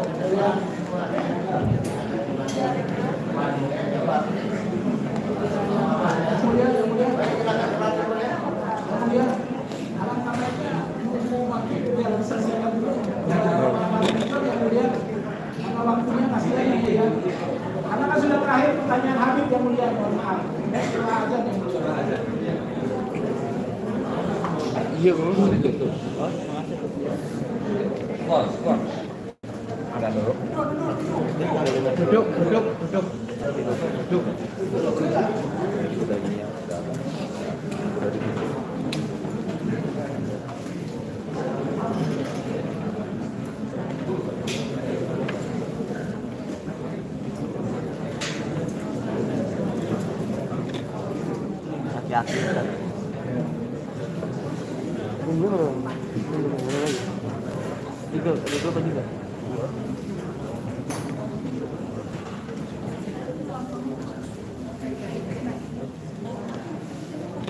Sebentar Pak.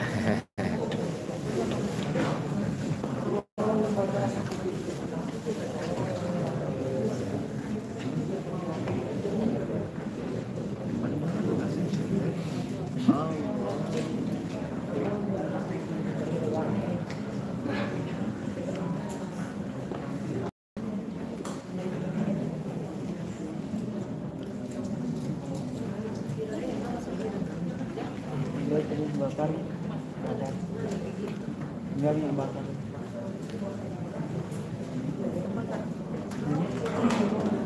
dia kayak yang mati bom.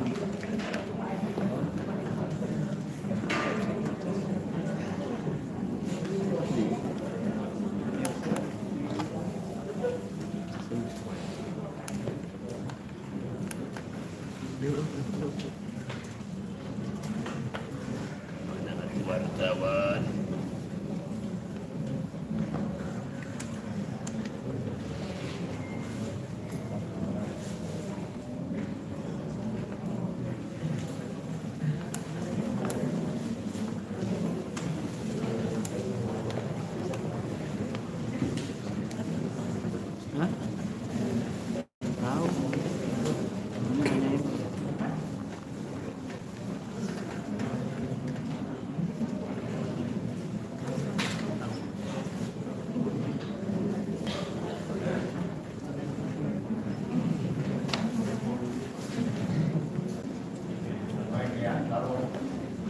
Aku sudah bertanya, kebanyakan hanya menjelaskan, tapi yang menjelaskan saksi, ya, oke lah.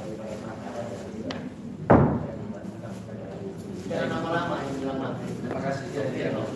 Ya. Terima kasih atas waktunya.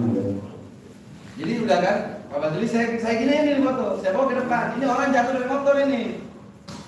Ini luka apa, dokter? Awalnya dia bilang, ini wartawan kau catat ini. Awalnya dia bilang, oh saya nggak bisa nilai. Masa Anda nggak bisa nilai? Anda bisa bedah, Anda bisa otopsi kepala, otak di mana, paru di mana, jantung di mana. Luka kayak begini Anda nggak bisa. Udah, coba luka apa ini? Kalau saya lihat ini seperti bisa apa? Luka bakar, bisa luka terbuka. Jawabannya, lebam mayat. Oh nggak mungkin lebam mayat begini. Sebab kebanyakan para saksi-saksi ahli ini ngomongnya luka biru-biru itu lebam mayat. Kulit terkelupas, mereka ngomong, oh itu karena pembusukan, kebanyakannya begitu. Nah sedangkan saya dituduh berita bohong karena Bapak bilang bahwasanya ada luka penyiksaan. Makanya ingin saya buktikan kalau apa yang saya omongkan itu benar. Akhirnya saya bilang, berarti ini bukan lebam mayat ya? Bukan. Terus, ya bisa jadi luka bakar, bisa jadi luka terbuka. Berarti bukan luka karena lebam mayat? Bukan. Baru saya buka. Nah, ini adalah foto salah satu daripada 6 laskar yang dibunuh. Berarti kan Anda bohong. Anda bilang nggak ada luka lain. Ternyata ada luka penyiksaan. Nah, banyak sekali kejanggalan yang terbuka di fakta persidangan ini, bahwasanya tentang peristiwa 6 laskar itu dibantai, disiksa, terbuka semua di sini. Makanya itu wartawan dari mau meliput. Itu banyak terbuka. Pertanyaan saya, apakah bisa dokter-dokter yang suka bohong tadi itu bahkan sampai kepala rumah sakitnya dipanggil oleh anggota dewan, yang dimana 6 laskar ini adalah masyarakat dan rakyat Indonesia, walaupun mereka mati terkubur dalam tanah, tetapi mereka masih memohon dan meminta keadilan kepada negara kesatuan Republik Indonesia yang kita cintai. Mohon dijawab. Terima kasih. Saya kira kalau ada fakta baru atau bukti-bukti baru ataupun perkembangan dari persidangan yang dibuka, mungkin ini merupakan hal-hal yang baru. Saya sarankan kepada tim hukum dan keluarga bisa mendatangi kembali Komisi 3 untuk menyampaikan hal ini, dan bisa juga meminta kepada mereka untuk dibentuk atau diundang pihak-pihak yang tadi. Saya kira itu salah satu jalan konstitusional yang bisa ditempuh. Selain hal itu, saya kira mungkin saksi ahli bisa lebih mempunyai pendapat terkait kalau misalnya hubungan, karena itu kan sudah dikonfirmasi. Terima kasih. Baik, terima kasih Majelis Hakim yang mulia. Wartawan, kau catat itu.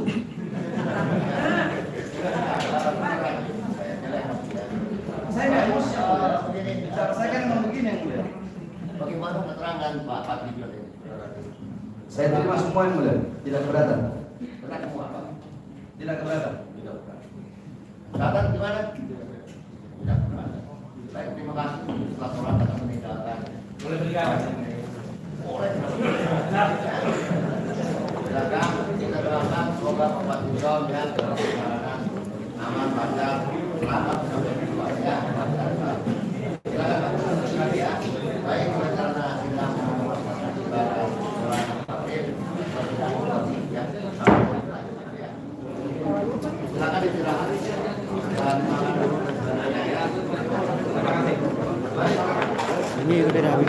Ya.